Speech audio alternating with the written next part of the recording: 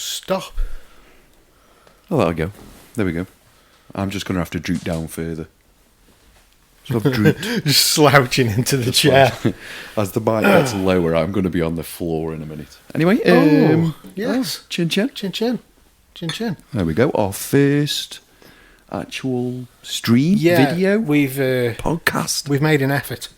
We have made an effort, actually. We made an effort and decided to actually get an episode down onto video. In setting up for this, as I've just demonstrated to Cleon. Shit, that's strong. I didn't know how. Yeah, it's lovely. I just went half and half. Oh, God. I just went half and half. Are you awake? Yeah, it's very nice. It's putting me up a bit. As I was explaining to Cleon before we started the episode, I have never really messed around with like the camera on my phone. Yeah. Just used it for doing some video stuff like we've done for the podcast and just taking pictures and blah, blah, blah. And I was just messing with the settings and I accidentally swiped the wrong way and didn't realise there was a multi-video option. Which uses the front and the back camera at the same time. So all the podcasts that we've done, I could have literally just stuck that in front of us, well, in the middle of us, and recorded both of us. That mic's just getting lower. It's just going. I've got Guinness issues. I went chin chin and then went woof, and it all went everywhere. So sorry, guys. Sorry. I went chin chin and there we go. Me throat closed. It's going again. I don't know what's happening with that. It's the other. Maybe slacken the little one off to push the microphone back so that it's not as this side heavy. That could be an option. It's been so long since we've used mic stands. Because normally we've got the boom things that attach to. We've normally got boom things that attach to the other things, to the walls. And stands and bookcases. This time we're using mic stands. I did contemplate just using handhelds. Oh, did you? Yeah. What did you contemplate? Using handhelds. You older like that, I think. I contemplated just using handhelds. Yeah, but I we've know, got that on video, by the way, now. I know, yeah. But I know what a nightmare you are when the microphone's not moving. Like...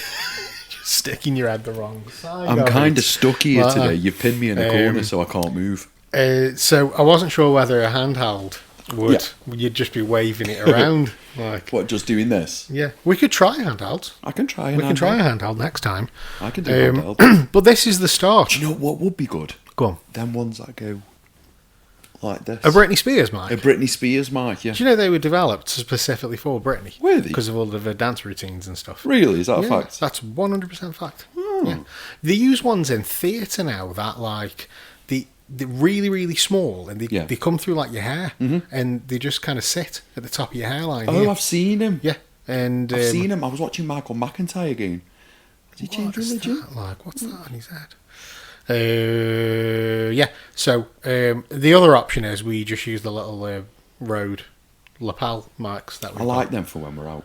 They are good for when we're out to the mic stand. I'm going to have to come over and intervene, I think, in a minute. Just see. Right, I can get up now and do it myself. Yeah. It's doing me nutter. It's doing you nothing. So this is episode whatever of the podcast, but episode 1 of the video cast, let's call it. We need a name. We need a name for this. This is going to be a series that will go onto YouTube, obviously, because of its video. And if I can... Oh, we're ready now. There we go, look at that. I haven't looked into Spotify video yet. Okay. Because that's the thing. Yeah. But I haven't looked into it. So hopefully it's as easy as just uploading a video. Clicking a button and going, yeah, we want to do that. And putting it on Spotify as well. Yeah. So Spotify and YouTube. I think it'll be a little bit too long format for anything like TikTok or Instagram. I looked at going TikTok live. But I thought for the first time, let's run it through YouTube and then... What we could do... Because you get diamonds for going TikTok live. Yeah, what we could do is we set up everything as is, as we normally do with these microphones and everything. But we also use the little lapel ones. And we have the phone set up going live on a stream on Instagram or TikTok or something it's a novel idea. as we record. We could make that happen. But anyway, welcome to the podcast. Welcome to the showcast. We're not in the normal studio. Nope. Well, we've done a podcast here. We have done a podcast here. We did a podcast there. Yeah. And this was going to be the new HQ. The new HQ. And it never really happened. And we never happened. We kept saying yes, and then disaster kept happening every time we said yes, and then we kind of just did it on the Sunday. We had a guy coming in for an interview as well, the beardy guy. And he kept blowing off and blowing off and blowing off. So it was a case of going, well, why do we need to do a video? Yeah. Because it's just a podcast. It's just a podcast. So apparently we need to do a video. So I've always been a firm believer that a podcast in its true original sense it's an audio format. Yeah, that's what it is. Podcasts, it's audio format. Exactly the same, mate. And as obviously the years rolled on, it became commonplace to have videos with podcasts, but I dug my heels in the ground. I went really old school on it, and I'm like, no, nope. It's a podcast is audio. You find me on a video. It's not video. And even when I am watching a podcast, I struggle to watch one. Yeah, like Joe Rogan, biggest podcast in the world, right? And it's all video. Yes, it is audio as well. He does do an audio version. You know, the audio version goes up on all your podcast platforms, but for all intents and purposes, it's a video show. It's a TV show in the old sense, and I kind of struggle to watch them. Because there's nothing going on, is there? You know what I mean? It's just two people talking, but apparently people like that. So, well, next week we've got John Cena on the show, so maybe people. In fact, he's here right now. You can't see him. No, I agree with you. I do agree with you. Joking outside, matey. I'm the same. I'm very old school, but you have to move with the times. You do have to move with the times.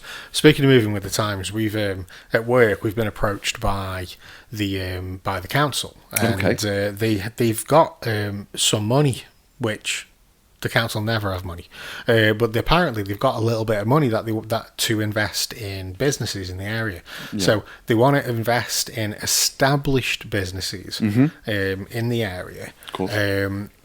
And they are investing in bringing AI into your business. So it is a 1-to-1 6-hour course, seminar, whatever that is, where somebody comes into your business and speaking my type of language and talks about how you can utilize artificial intelligence in the business, and that's how you can use ChatGPT. That's what the council want to invest the money in, and I'm like. Yeah. What? Could you invest it in like what? I don't know. Doing up some of the derelict buildings. Well, maybe that's a good idea. Because I'm really good at asking ChatGPT how to do stuff. Do you I don't need somebody to come in and tell me. Do you know what you could do? Yeah. You could ask ChatGPT how to do up the old derelict buildings. Could do that. Yes. And then put the council. And then ask ChatGPT to put it into a report. A report for the council. And then give that to the council. And then say to the council, spend your money on that. I've taken the course that you gave me. Yeah.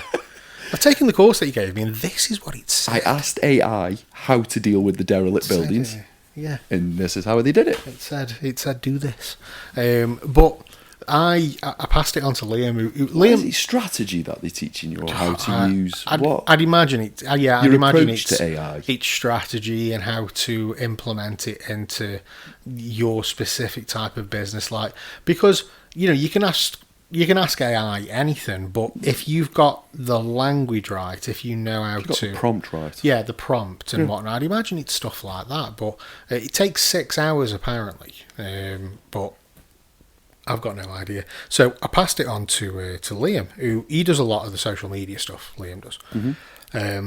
Between us, we do a lot of the online stuff, but he does the bulk of it. When it comes to social media, sponsored adverts, all that kind of stuff.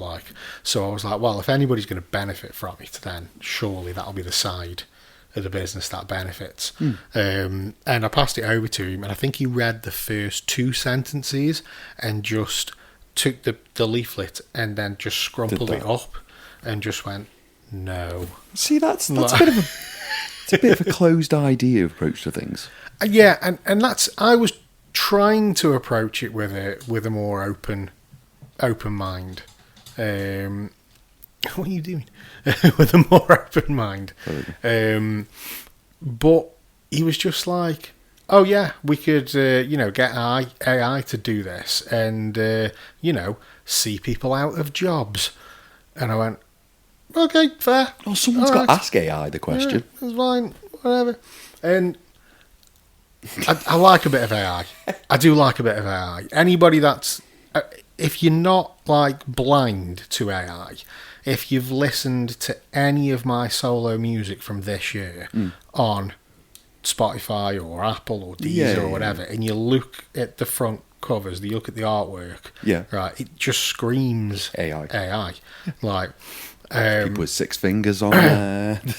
Well, that's the fucking thing, man. It's like how fast that is developing, how fast AI is coming on. We can pretty much do a movie right now. We could do a movie right now of me and you in the centre showcase, running through the desert, doing something random. Yeah. And we could do that very simply. I know, I'm mate. going to have to come do it. He's dead droopy. You talk to people. I'll talk to people while you deal with me droopy mic stand. Oh, you know what I could do? I could cross the streams here. Move over to the... Oh, yeah, here you are. Ladies and gentlemen, he's doing what can only be described as a roadie's job right now. I've done my fair share. He's done his fair share. Roadie now, yes. That should. Done. There we go.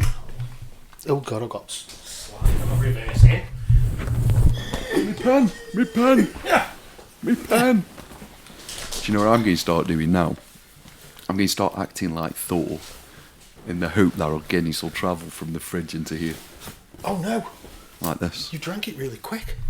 It's only a can. You should have brought... I should have bought all four with all you? 4. I did say it there. I might go get the alcohol now so we don't have to move. Do you want to talk to people in the interlude while I fetch alcohol? We could just cut it out. That also We could work. just cut it out. That also work. That entire segment of doing that. Go on, go get the drinks. This would be a great part of the show where if we had a sponsor, I could go into a sponsored advert type of thing. I got an audience now as well. We could go into a sponsored advert kind of thing, but we haven't. So if anybody does want to sponsor the show, just get in touch.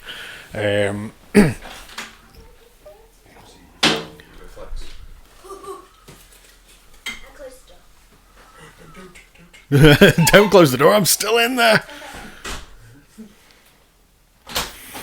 I was just saying to our lovely listeners that this would be the perfect part of the show to talk about our sponsors, if we had any. Which today's show is sponsored by Jack and his friend Daniels. But we don't have one, so that's not going to happen. So a cheeky little edit. Do you know what I've been watching, Dave? Oh, do you know what I've been watching People of This World? Right, I've woke up a bit now. I'm in the podcast. I am in it. I'm not behind the mic stand before you start, Dave. No, I can hear you. Oh, can you? Yeah, it's fine. It's amazing. I am in it. I am in the podcast, ladies and gentlemen. Do you know what I've been watching, Dave? Have you been watching? Right, I'm guessing on the can. You've been watching House of Guinness. I have been watching the House of Guinness, Dave. Yeah. Have you been watching it? No. Have you not watched it? No. It's very Peaky Blinders. That's why I haven't watched it. Oh. I haven't watched Peaky Blinders though, and I'm like, I'm just gonna I'm just gonna get drawn in, and I'll never leave my TV. How come you've not watched Peaky Blinders? I'm too far out now. It's how many seasons is it? Just start. No, it's set in the 1800s. Just start. It's how many episodes in it? Oh, it's a BBC one, isn't it? So is it just 5 series? Is it only like 6 episodes or something? Yeah, 6 episodes. Might be able to do it then. Do that. That might work. Or Yellowstone at least. That's, yeah, maybe. I haven't been watching any TV seasons as of late. We finished. Oh, we've got told you we were watching Sherlock, didn't I? Yes. We've got one episode of that. Is it the Benny one? The one with but Engelbert Humperdinck. Do you mean Benedict Cumberbatch. Yeah, so it's that one. We've got one episode left, and but Letland's had mock exams, so she's been revising and stuff. So we've not been watching it. So that's just on the back burner. We've got that final episode to do. I did start watching the Ed Gein series, Mama, and I got 2. Hey, Mama, I want to say, please help me. That's the weirdest fucking thing on earth, that is, mate. hello, mother. Hello, mother. Hello, mother. The weirdest fucking thing on earth. I got about 2.5 episodes in and just went, nah, and just turned it off. It was doing nothing for me. It's not even like... People have been saying how like inaccurate it is. How there's way too much artistic license. Loads of artistic and the inaccuracies and stuff. I personally just didn't like it. Just doing nothing for me at all. It was boring me. And normally the first couple of episodes of a show, if that's happening, I'll persist and I'll work my way through, because hopefully around episode 3, episode 4, something cool happens, and then I'll start enjoying it. But yeah, with this, I was just like, it's a bit weird. This isn't it? is just not good. Even Charlie Hunnam couldn't rescue it for me. No, and he's lovely. Like, he's a lovely man, and very chiseled. Yeah, very very. And the Geordie. Yeah, very. What's the word I'm looking for? Very... I'm not sure, Dave. Specimen. A specimen of a man. Specimen of a man. Specimen. I can't say it. Specimen of a man. I'm just leaving you over there. Try and pronounce that over there. Yeah, I've never been able to pronounce that. And I mean, I think the bulk of people will know him from Sons of Anarchy. Got you. Which another series which should have ended about 2 seasons before it did. It just dragged on a bit, that did, but it was a good series. I never watched that. It's worth it. Did you watch it? All of it, yeah. Oh, okay. It's worth it, but it does go on a little bit too long. Like, some of the episodes kind of didn't need to be there. You could get 3 of the episodes and squish them together, and near the end anyway. But no, I enjoyed that, and he was in. It's the one with Colin Farrell and where Colin Farrell plays the boxing trainer, and is it The Gentleman? Gentleman. I was watching that today. Yeah, obviously he's in that as well. And some people might remember him as the young teenage kid from the 90s. Might I go? No, the 90s show Queer as Folk. Was Charlie in that? He was the young kid. He was like the 15-year-old kid. Charlie and was in Queer as Folk. Yeah. So, and he's anything I've watched him in, he's been really good. But this was just not for you. Yeah. Just didn't enjoy it. Well, Dave, it's Halloween week. Halloween. It's Where's Halloween the knife week. gone? Where's the fucking? Where's the knife gone? We sound like Eddie Murphy.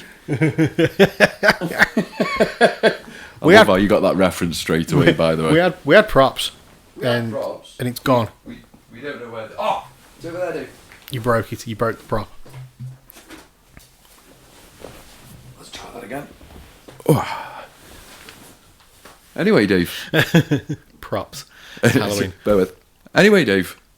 It's Halloween. It is Halloween. It is Halloween. We've got props. Just the one. We've got a prop. If you hang on a minute, I bet. There's probably something else in here. But I've seen pumpkins in the other room.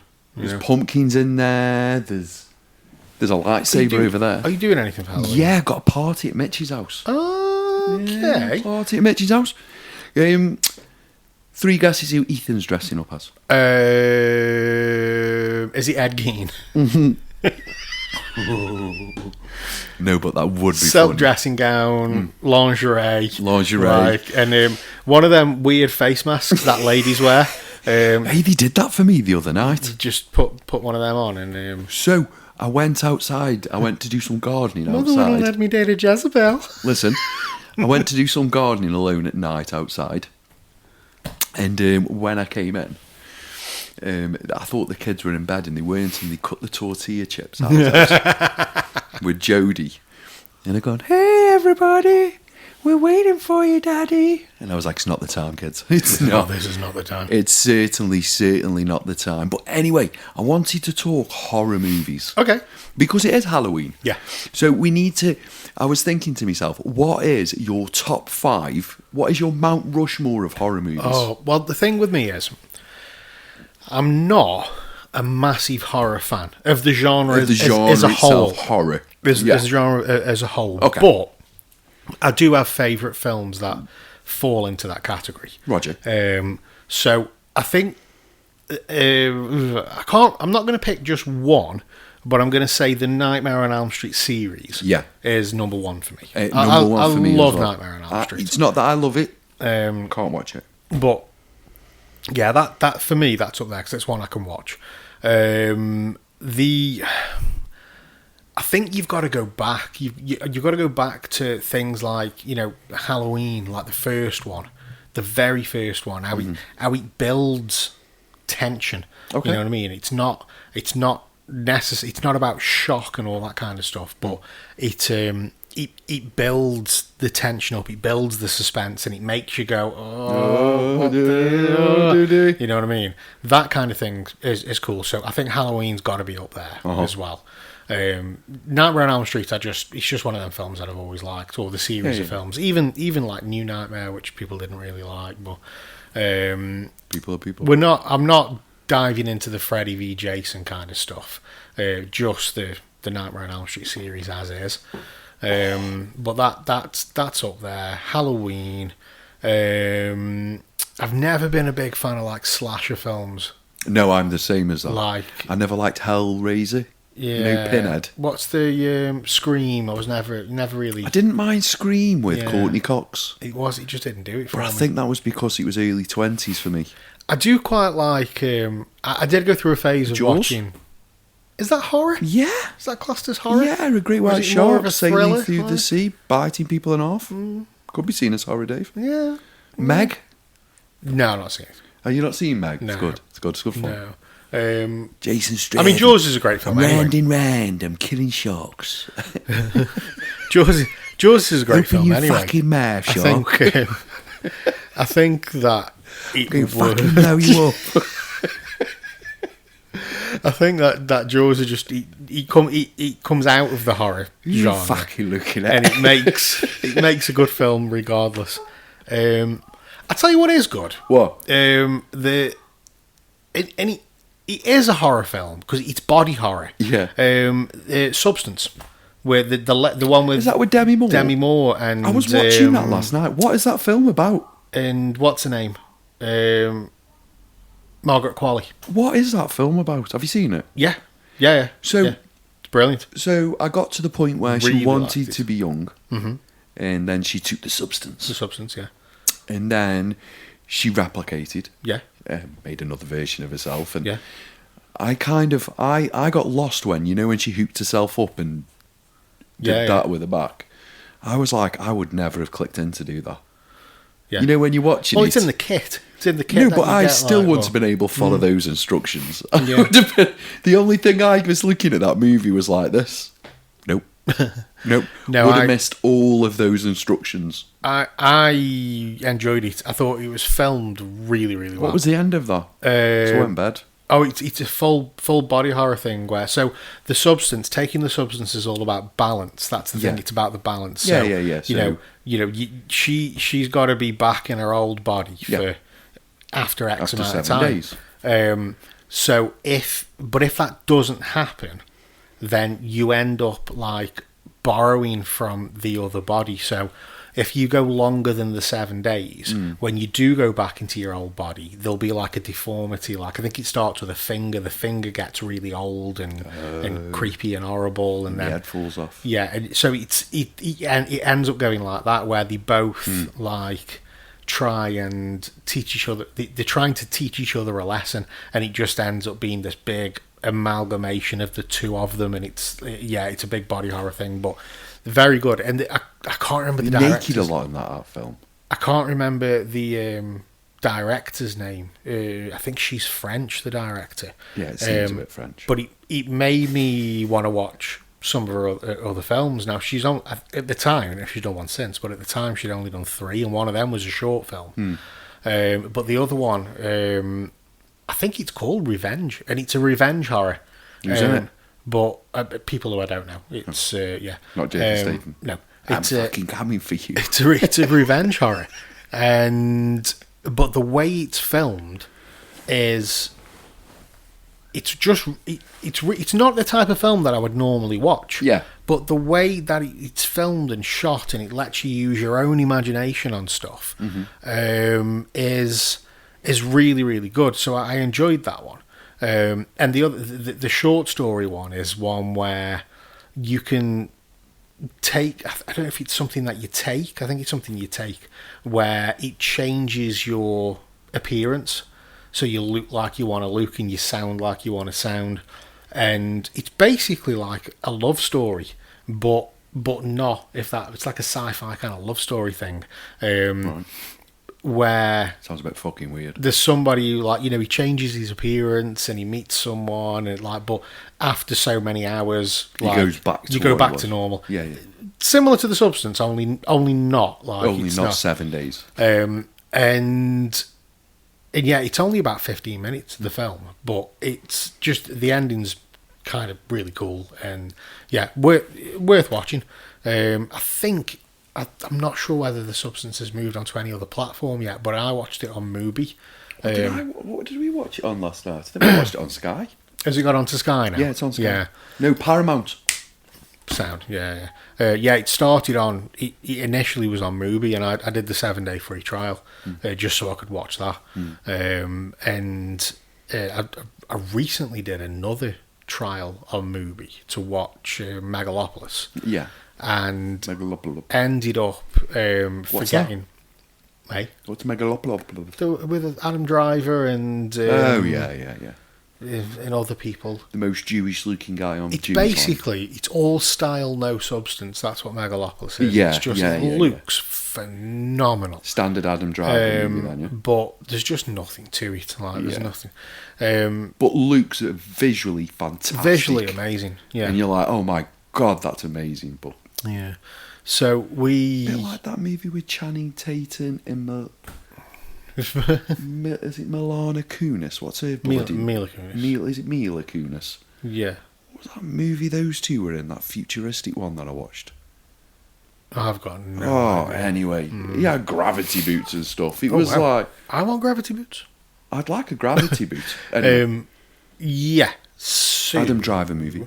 I had the free trial for Mubi again, so I could watch that, and forgot to cancel. So I ended up watching like a bunch of other stuff. And there are some really good films, but it's very, as a film platform, it's very arty. Yeah, it's arty films. Like, it's independent cinema, it's arty films, but there is some good stuff on there. The dog is going... I'm just there saying, is that the dog? So I think it's worth doing like a 7-day trial on it. Do you? Just to, if you've got like a bit of time off, What? doing a 7-day trial and just like burning through some films. What was I looking for the other day? When's Fantastic Four coming out on bloody Disney? No idea. That's taking ages. No idea at all. It's like they're dragging it out. Yeah. There's loads of stuff which I'm like, I wish this had just hurry up and gone streaming. Yeah, it's like Minecraft. That's on something, isn't it now? Is it? I think it might be on Sky. That's a brilliant movie. I don't think no, it's not on Sky yet. One of the things I have been doing, have you ever used Tubi? No. So Tubi is a free streaming... Not to be. Tubi? Oh, not Tubi. It's a free streaming platform. Yeah, got you. And it's got TV shows, films, got loads of stuff on there. The stuff. It's free. Free. Advert powered. Advert powered. So, and it's not like if you use Netflix with ads, the adverts are strategically placed. Got you. You know what I mean? It's like, the at the end of a scene, Yeah. there might be an advert. I've got to move. At the end of the scene, there might be an advert. But whereas with Tubi, it's just like an advert will just kick in when it's halfway through something. Oh, so it's one a of bit- those you pay for ads or no ads? No, it's free and it's just advert powered. Just ads whenever it wants. Yeah, so it just throws them in there, which can be a bit annoying, but it's free, so it's fine. And what I've been doing recently is flicking through Tubi and just watching some classic films. Like, But I say classic films. There's films from like the last couple of years on there. So I watched Johnny Mnemonic the other day. And that was on Tubi, so I'm flicking through and I'm like, movie. oh, no way Johnny Mnemonic's on With there. Ice Cube. Ice-T. There you go. Yeah. Keanu Reeves, Dina Meyer, Ice-T. Big Dolphin. Dolph Lundgren. Big Dolphin. Big Dolphin. I remember a dolphin yeah. in a tank. But what I do is I go on Tubi, see what's on there that I want to watch, and then I'll check to see if that film is streaming anywhere else. So I don't have to deal with the adverts. And pretty much everything that I've wanted to watch on Tubi has been on Sky. So Johnny Mnemonic's on Sky at the moment, so I was like, sound, just watch that. So it's pretty much and like Now TV. Yeah. So there's a website called Just Watch, and you search for a film and it'll tell you exactly what platform it's on, whether it's streaming, whether it's subscription, whether it's free, whether you've got to pay for it, whether you can rent it. It tells you all the platforms it's on. So I'll just jump on Sorry, Man United one. Oh well, they're doing all right. Was it Harry Maguire's massive forehead again? That face, and it's just have it, you bastard! Damn it! So Johnny Mnemonic. Yeah, and if it normally when it says Now TV, well then that means it's on Sky because it's the same fucking thing. Right, Now TV is just piggybacks on Sky. It's just all Sky stuff, isn't it? So yeah, I've been then just jumping over to Sky, just watching it on. Just watching it over on Sky without the adverts skipping through. Yeah, I watched Simulant as well. Yeah, it's a couple of years old. And basically, it's about a guy who is. It's set in a time where we're all using robots and AI and stuff to help us with day-to-day stuff. Everybody, you go out and you buy the new robots to do your dishes and stuff like that. And now they're up to version 6, where they just look like humans. And a guy is involved. To version 7. A guy's involved in a car crash and he can't remember anything kind of around the car crash and immediately after, and he used to be able to play the piano and now he can't, and he just feels a bit confused. Sounds like you're describing iRobot. Do you know what? Right, that's exactly what I was feeling when I was watching it. And I've seen this script somewhere before. Is it before or after iRobot? After 2023. So what's happened is the couple that were in the car accident before. Spoiler alert, by the way, people. Before the accident happened, it's 2 years old, but they invested in simulants that look like themselves. Right. And what happens is they're kept in these pods in the house. Yeah. And before you go to bed at night, you put these big goggles on, you lie down on this bed, and it uploads everything that you've experienced that day into the simulant. Right. So when you die, the simulants are activated and they just live on with your memory. So it's like a romantic thing, your love will just live on forever in these simulants. Wow. So what the woman did, basically the guy died in the car accident and she activated his simulant but never told the simulant that he was a simulant. So this simulant has got this guy's memories and everything, and he thinks he's human. But she is the simulant's commander. She can tell you to not do things. She can be stop.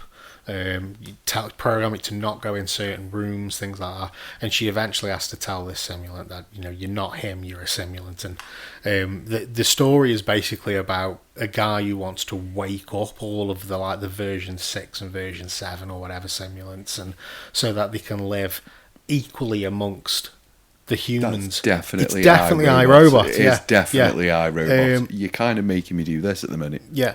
That's iRobot. It's a solid 6 out of 10. Yeah. It's nothing special. I will never watch it again. But It's an hour and a half. It's no time, you know what I mean? And it's Like just an hour and a half movie. Yeah, it's no time. It's an hour and a half. The cast's pretty decent. The acting's good. The story's... we've seen it before.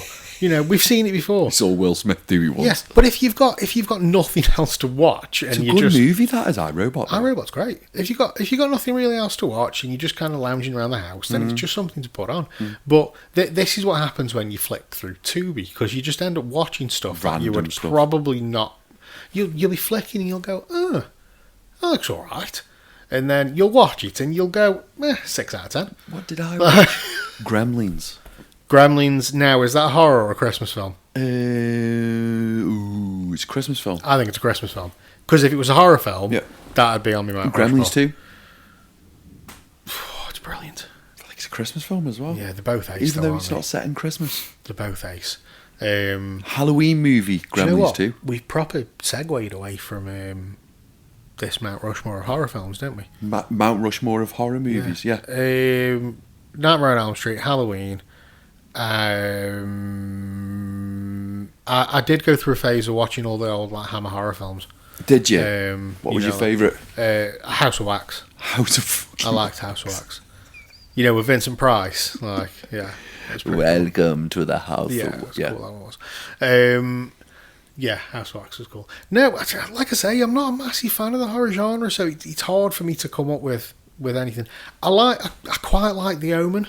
Yeah. That religious kind of aspect to horror films is pretty cool. The Omen, that's another one there that's built around suspense. You know what I The mean? Conjuring. Not seen it. And have you not? I've not seen it.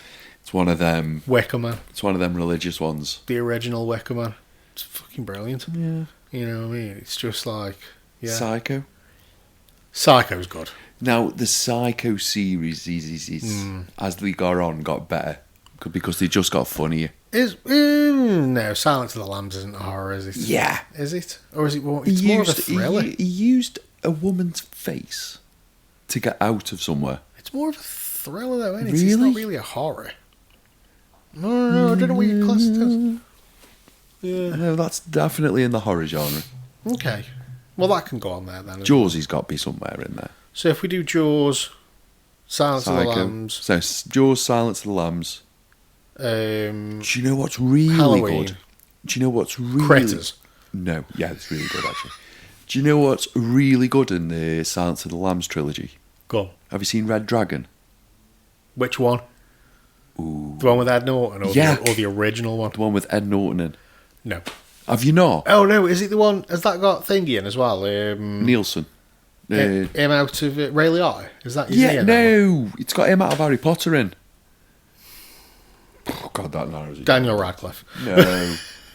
Oh, he played the bald... That The bald... narrows it down. The bald Dementor. Oh, Ralph. the boy who lived has come to die. The boy who lived has come to die. Rafe Fiennes. Fiennes, that's Rafe. it. It's fucking Ralph. It's Ralph. It's Rafe. Ralph. It's Ralph, everybody. Rafe Fiennes. We want to see your birth certificate, or we want to at least hear your mum call your name. No. So which one's Ray Liotta in then? Is that Hannibal? I think that's the same movie.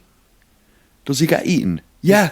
He take eats his his skull brain down, while he eats he's his brain while he's talking. eating. Yeah. Well, yeah. No, I must have seen it then. Yeah. Yeah, it's the same movie. Okay. Exactly the same movie. That's the ending. So Red Dragon was The spoiler. Red Dragon was the first book, wasn't it? Yeah. And then Silence of the Lambs. Then Silence of the Because Lambs. there was a Red Dragon film that came out before Silence of the Lambs. Before Silence. But I think it was still based on the second book. Can't remember. That man's made a fortune out of that. Didn't you like Red Dragon? No, I mean the original. Oh, wasn't it? Yeah, it was alright. I'm going to let that dog out in a minute. Out. Like, when you say out, Into the street. like, is he going to... Because he's a big one. I know, Is he I going to know, come I know, bowling I know, I in, know. knock the camera? No, I need him. Like, Yeah, I know. he's very needy. I know. If you let him in here, he'll probably just lean on me. Yeah, no, bugger it. Which I don't mind. It's just so it's not audible, that's all. But he's very He's very lovely. He is lovely. So you're going to a party for Halloween. I am also going to a party for Halloween. The sister-in-law is hosting the Halloween party. Right. Is yours fancy dress? Ours is fancy dress. A Victorian vampire. That's where I'm playing this year. You're going for Victorian I vampire? always go as a vampire, but I pretty much buy the cape, stick a pair of fangs in, white the face. So you just go traditional vampire? Traditional vampire. You don't go boring. sexy vampire? Not sexy. Well, Like on Blade 3, sexy devil. no, I don't go sexy devil. This time You know, I'm like going. open white shirt, pleather, trousers. That's where I'm going this time. Fangs. That's where I'm going this time. I'm going the gentleman vampire. Okay. I'm going the top hat. Oh, so all right, okay, so not pleather then. No, hang on. I'm getting the top hat. I'm getting the long black goth coat. Goth coat. With the thingy on, like the highwayman. Yeah. It's basically a Jack the Ripper outfit. With fangs. With fangs. Works. And a frilly silk shirt. Nice. So it's a bit... I see myself as Tom Cruise from Interview with a Vampire. Nice. Very sexy. Very sexy. Yeah, I like that. Actually, Brad Pitt. Brad Pitt also very sexy. Or Anthony Banderas. I don't know which way to go. I don't know. I could go anywhere. He's French in that film, maybe. Yeah. Yes. Yeah, That's a horror movie. Is it? I don't think Interview with a Vampire. It's a vampire. It's fucking brilliant, but I don't think It's a horror great film. movie. It's got all the stars in. Yeah. I don't think it's a horror film though, but it's a great film. No. It's definitely a great film.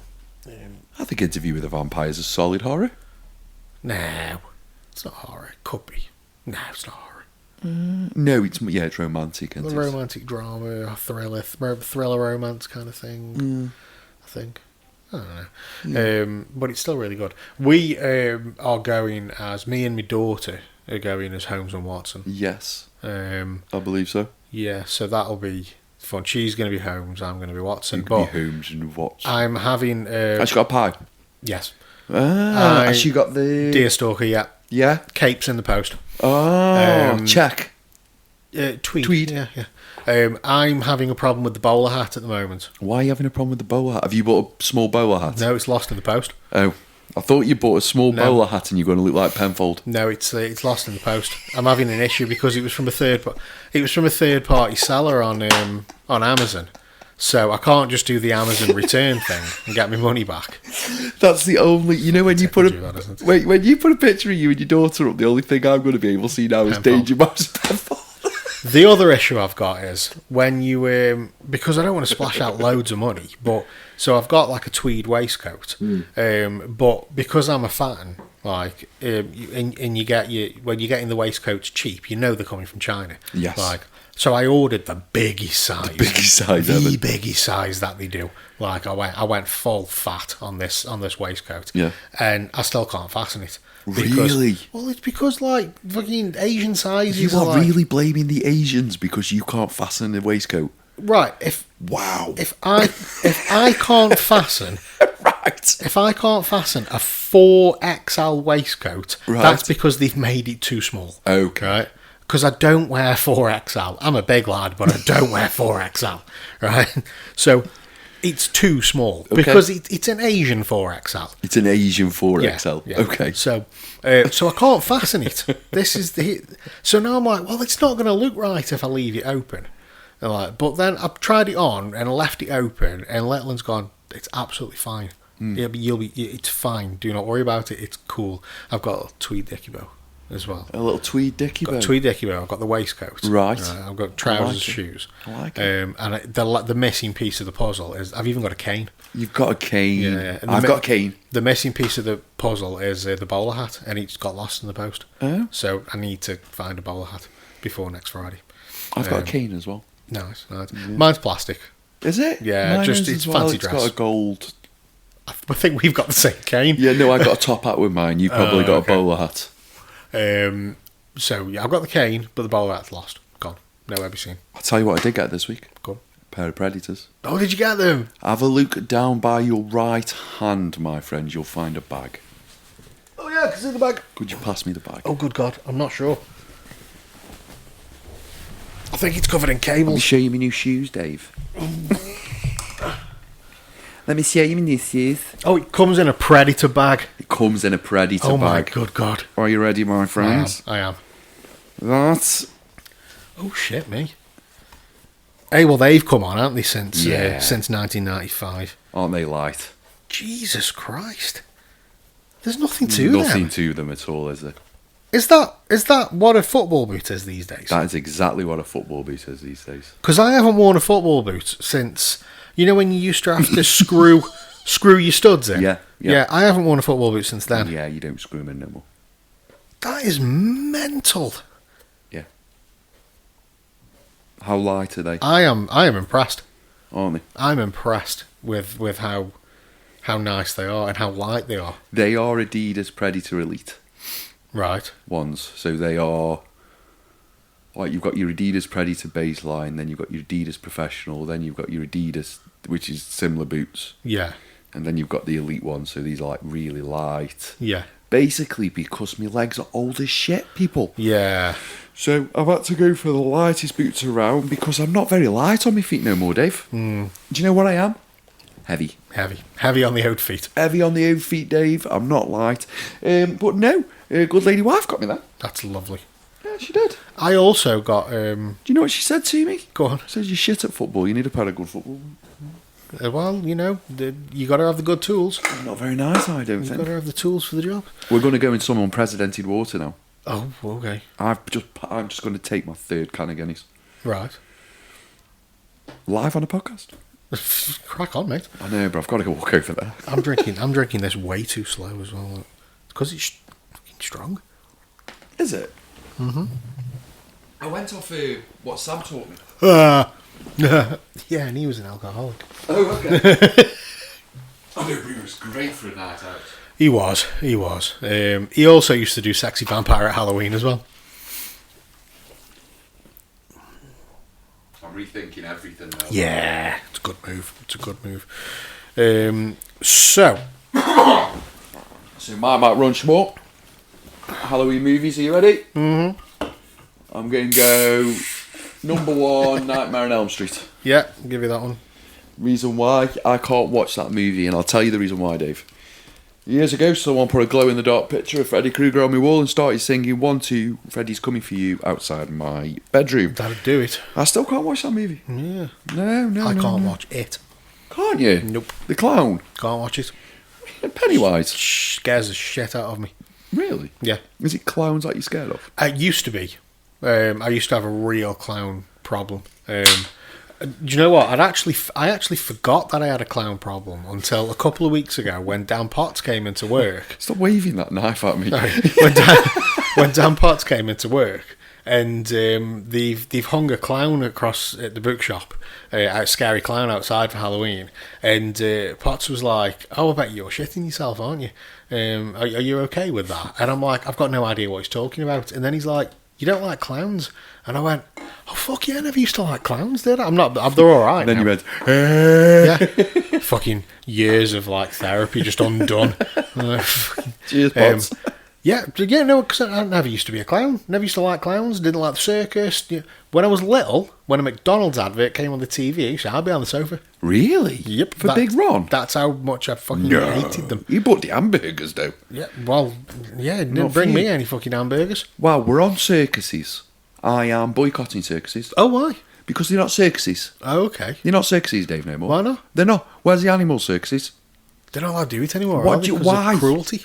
So why, ladies and gentlemen, are we still having circuses then? Why Clowns. have I got... On unicycles. It's just basically a bunch of people fucking juggling now. Flowers like... Fung! I know, but I'm not paying for going to big top... Sniff a flower on there. Hey, water in your face. You're not selling it me, Dave. I want to see an elephant. Do you know, I remember the circus being in town in Rill? Yeah. Yeah. And in a place called Abergele. Abergele. Like Abergele. My nan had a static caravan on a static caravan site. I don't know why I'm having a problem with that word. And during that time, in the next caravan park was the circus. Right. And on the back of the circus, you had the elephants, and they were all just grazing. Yeah. Yeah. I always remember seeing the elephants and the tigers. They were freezing. And a lion that was like, I don't like the whales. I'm by the coast. I should be in the fucking desert. Yeah, I see why they haven't got animals actually. Yeah. But no, why? There must be an easier way to transport animals now. They were on trains at one point. I think it is like a cruelty to animals thing. That's why you don't have them in the circus anymore. But we're okay with zoos. But we're okay with zoos. But At least but with circuses, they're getting to travel. Zoos are classed as charities, aren't they? And they look after the animals, like Look after the animals in the and circus. they keep. You give them some nuts. Yeah, They get to see the world. you get to see the world. They get first class travel. They get pats They get pats. off little children. Get pats off little children, Yeah. so they have a rewarding I life. would love to pat an elephant. Would you I've love never, pat an elephant, I've never mate? patted an elephant. Have you never before. met an elephant? No. No. I'd love to meet an elephant. Ladies and gentlemen of the podcast, if you could get Dave to see an elephant, I can't do it. If you could just give £5 a month Give £5 a month for Dave for Dave to meet Daisy. to meet elephants. Yeah, no, I would love to meet an elephant. Do you know Maybe where go on I'd an like elephant ride. Do you know what I'd like to do? Go on, Watch the silverback gorilla. just watch one. Yeah. Like You know, like how you go into the air, like so where in the fuck its is it? habitat. Like Yeah. So, yeah, okay, I get you. Not just like on the tally. No, I don't want to watch a David Attenborough movie. Playing drums. Yeah. Dum-dum, dum-dum, dum-dum, dum-dum, dum-dum. No, just you know how they in there, just them being. Yeah. The fairy pillars. Man. I'd just like to comfy. watch. There we go. You know how they sit there and Yeah. be gorillas, Yeah. do Yeah. stuff. You can do that, can't you? There's didn't Cole Pilkington do it? Yeah, On Idiot Abroad. I'd love to do that. You have to just sit there, don't you, and not move. Yeah. And like next thing you know, like baby silverbacks are coming up and like going. What are you doing here? Fuck's this? What are you doing here? Where's your fur? Where's your fur? Where's your... Get here. No. Oh my god. I It would be my luck to bump into the only homosexual silverback gorilla. Oh, my life. That would be my luck. And you are handsome. That would So, be my luck. you're It would be a case of You're going getting like, bombed. oh no, what do I do? I mean, what are you going Fake an orgasm. I mean, what are you going I mean, what are you going to do? Fight it off for a few seconds?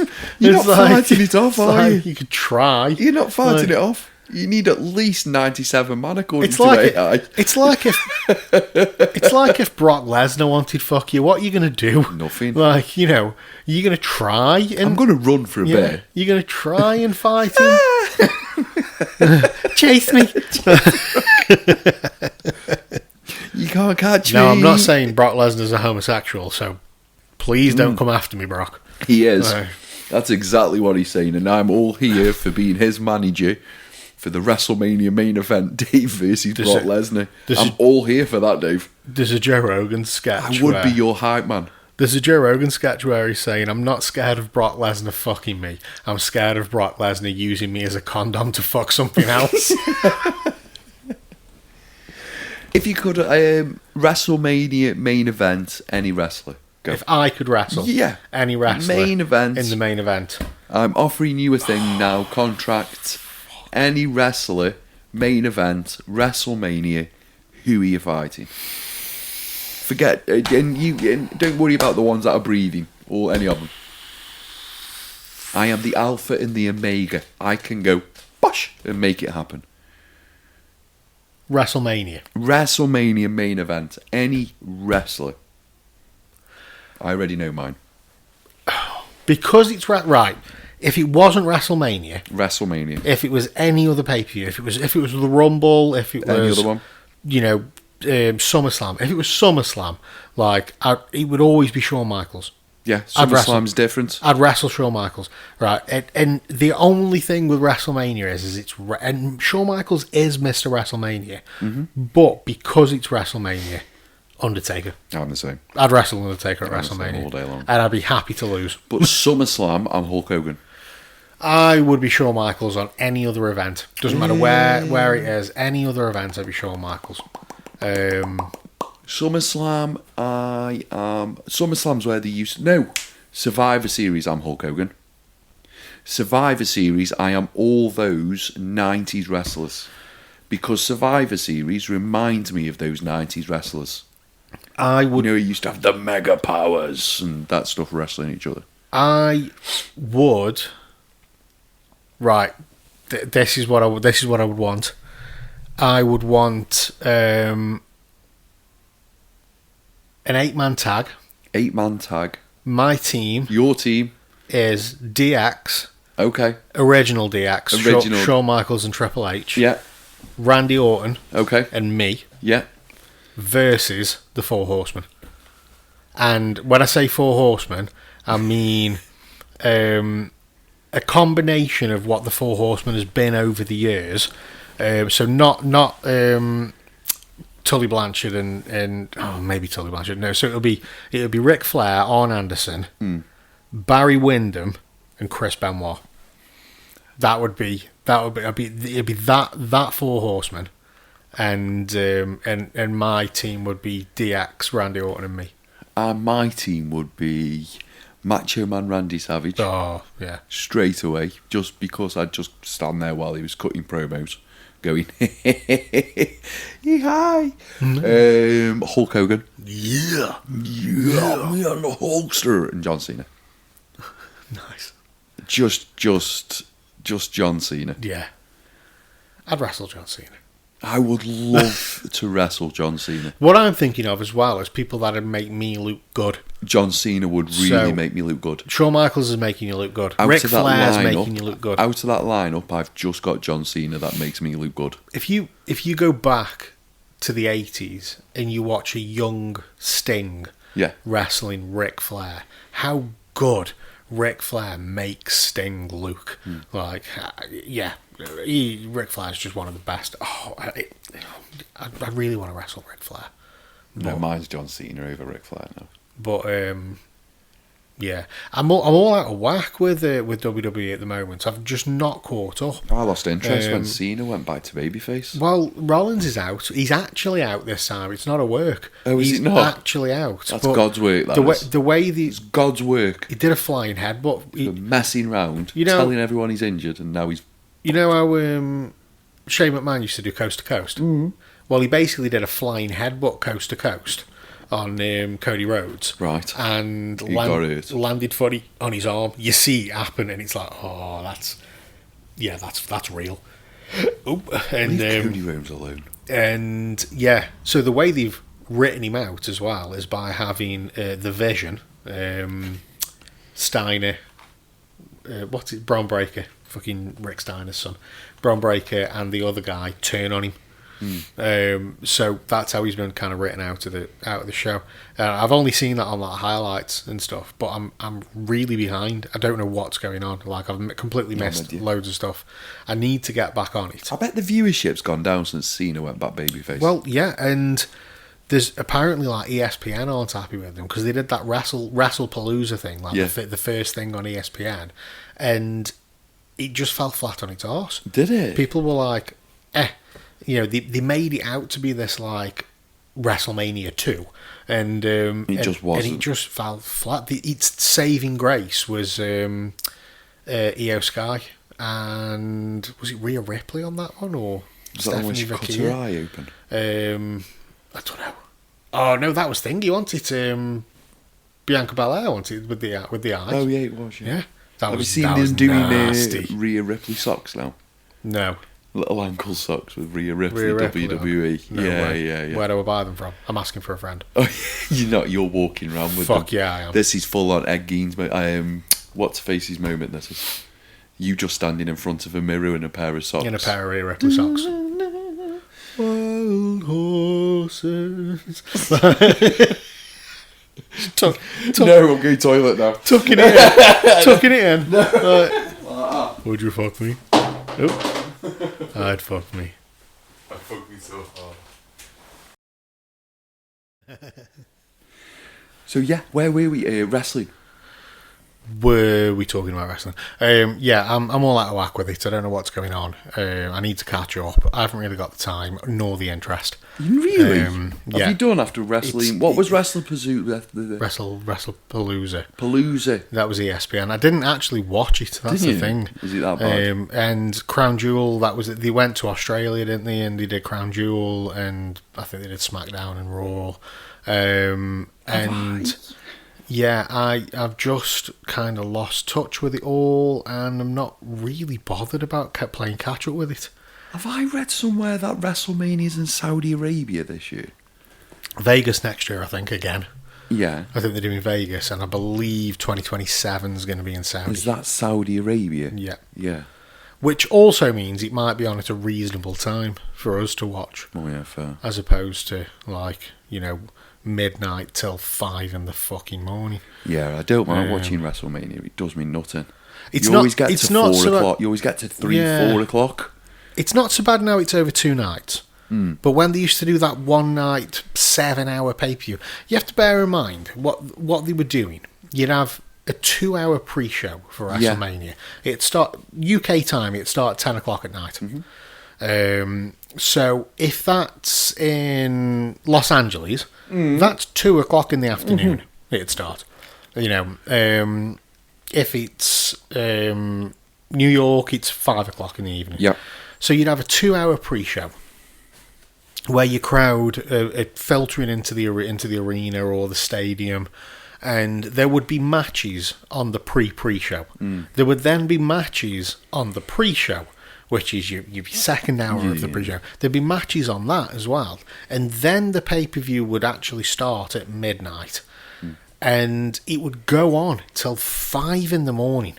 It's another 5, so it's literally 7 hours. You've got people in a stadium, right? 7 hours they've been there, and your main event is a pre-fucking tribal chief Roman Reigns that nobody cared about versus Brock Lesnar. Nobody was interested. By the time it got to the main event, nobody 7 cared. hours. And it was draining. It was fucking draining. So now they do it over 2 nights. It's so much better because you just get a standard pay-per-view. You get 3.5 hours. Oh, God. 3.5 hours, sometimes 4. But you get about 3.5 hours of WrestleMania. And then, that's lovely. We can take all that in. It's great. It's 4 or 5 matches. That let them go long.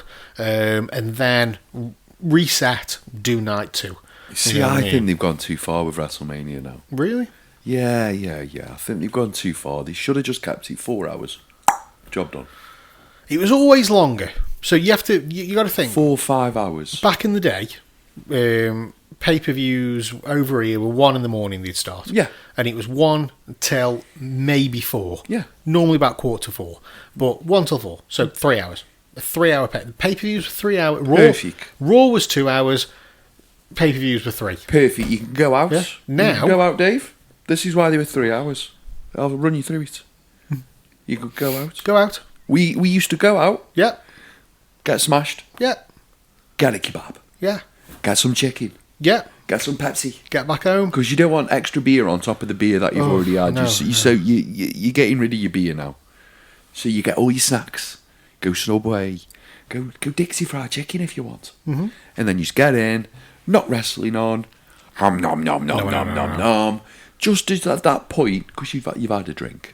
So you're awake for a bit long. You have to do that cat thing around the house. You know what I mean, don't you? You fall over a few tables and chairs. What are you doing? Get shouted from upstairs. That is why it's good for 3 hours, 4 hours. You get to get home, watch it. Now, what happens is, at that exact point of 4 hours... The thing as well is, why do you need a 3-hour Raw? You don't need Raw for 3 hours. You don't need Raw for 2 3 hours. hours. Yeah. 2 hours is perfect. 2 hours. Cut all the crap out and you've got 2 hours. Do you know what, mate? I would be one of the best people to employ at WWE. Do you know why? I'd cut the staff in half. They'd be like... We don't need this, we don't need this. I'd be like, you go where, you go where, you go where, you go where, you go where. You're never going to be on telly, let's be honest. Contract. Raw, 2 hours. SmackDown, 2 hours. Job done. You open the match with whoever's the big talker of the day, and he has the match at the end. I tell you something, I'm going to challenge you tonight here in our Raw. Go on. Move on to the next episode. Yeah. It's not hard. But now it's... And it just goes on and on and on. Like the women's matches. One of the women's matches was 45 minutes. And they're really bad matches. Yeah, if it's a good match, it's fine. But shorten those matches down. They don't need to be that long. And the thing as well is like you can get two, not average. You can get two like medium to good wrestlers, male or female. Yeah. Right, and if you only give them like 13 minutes. 25 minutes, perfect. 15. You give them 15. Yeah. They can have the best match ever. Yeah. Like, you know what I mean? All the big moves out. There's only, especially with the women wrestlers as well, like there's only so many that can do them big matches. Charlotte Flair can do the big matches. Right. As much as I've hated on her before, Still not a fan. She can wrestle. You know, and she can, and depending on who she's with, used to be able to wrestle. Depending on who she's with, who she's working with. I mean, this Alexa Bliss run at the moment, where the tag team is great. But that's all on Bliss, and it is all on Bliss because the crowd turned on Flair, and they had to do something. And it's like, well, let's put her with Alexa Bliss because the crowd love her. I had that Leonardo DiCaprio moment when they all turned on her. Really? Told you. Yeah. So, I mean, Rhea Ripley, one of the best wrestlers in the company. Yeah. Not just female, one of the best wrestlers in the company. Mammy. Io Sky, one of the best wrestlers in the company. She is phenomenal. Yeah. The one thing that she's got going against her is just the language barrier with her being Japanese. Her English is okay. It's okay. But she can't cut. Hold your hand up. She can't cut like devilishly good promos in English. Is Io Sky.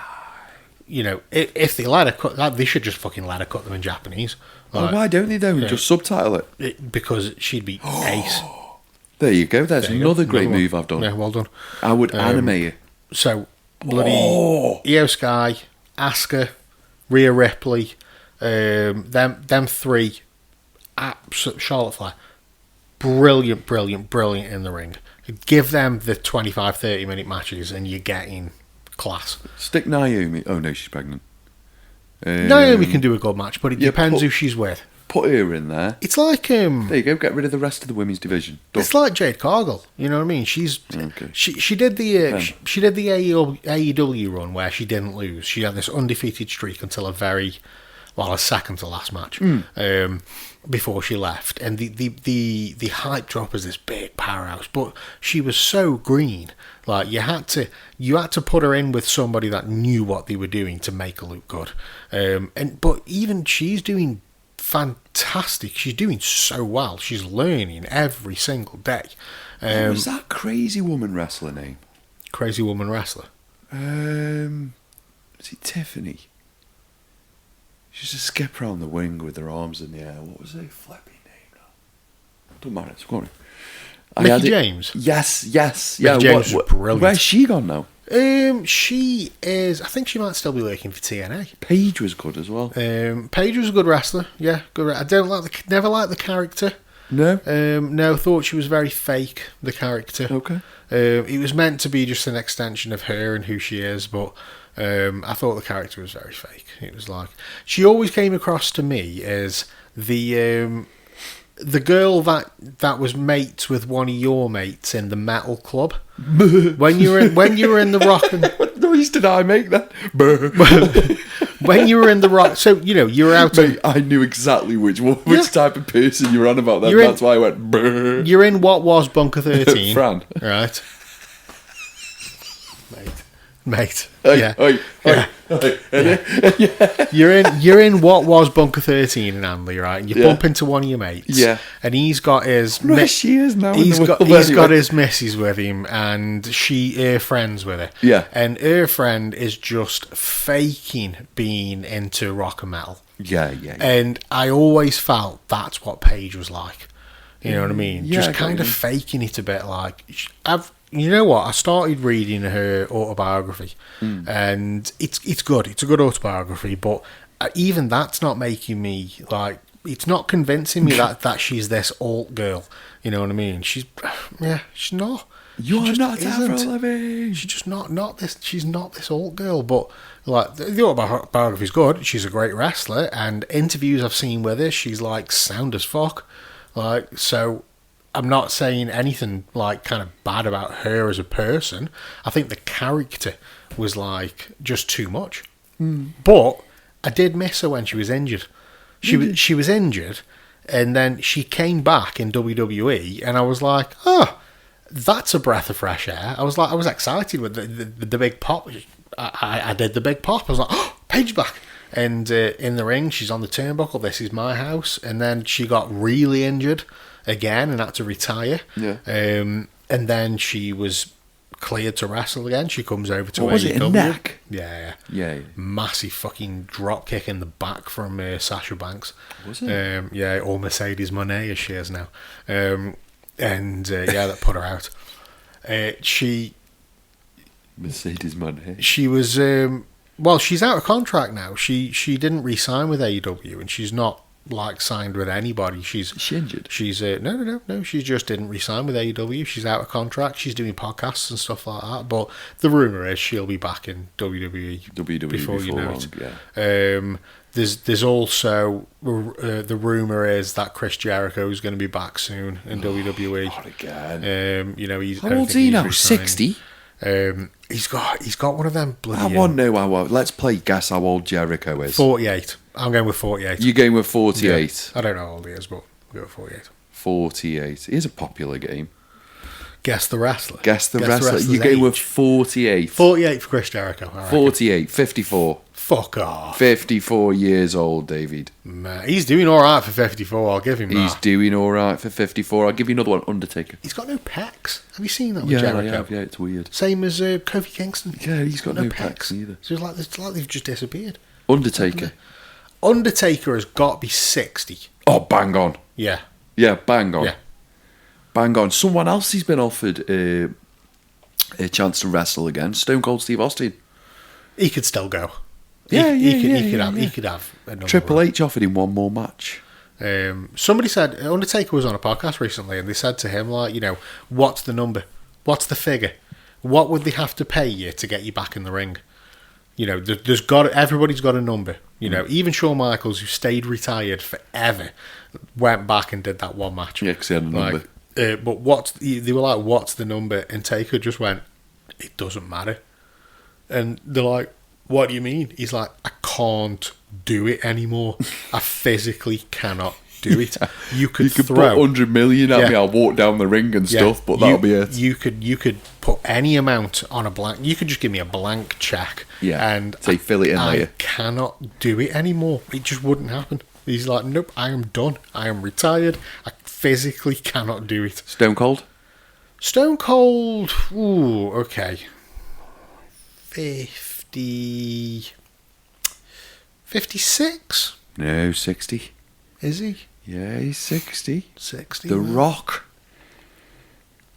He's got to be in his 50s. This could go one way or the other with The Rock. He's got to be late. He looks old in some things and then really young in another. He's got to be late 50s. No, early 50s. Is he only early 50s? Yeah, 53. I thought he was older than that. I thought he'd be older than that. Because he's from that, that Attitude Era, isn't he? So. Did you see what this Triple H said about being asked to return to the ring? He can't. He'd die. He goes, in this case, I'd say over my dead body, but it really would be over my dead body. He's got a fucking pacemaker now or something, or stents or something like that. How old's Triple H? Oh, that's a tough one. Isn't it? 53. Oh, no, 56. Nah, close. 56, I'd give it you, though. Yeah, close. If we were at golfing terms, I'd allow it. Yeah. I'd be like, done. Definitely. Done, yeah. let's go clubhouse. It makes you think, though, doesn't it, man? That fucking, like, all your favourite... Everyone's old, all aren't your they? favourite wrestlers are old. It's like your favourite actors, you know what I mean? Do you know All what your was favourite doing me? actors are old. Football players the other day. Football players the other day. Yeah. How old's David Beckham? Like, little things like that. Like, how old's David Beckham? How old's David Beckham? How old do you think, Dave? 50. Yeah. 50. 50, yeah. Yeah, little things like that. When you remember somebody like Michael Owen at 18, you know what I mean?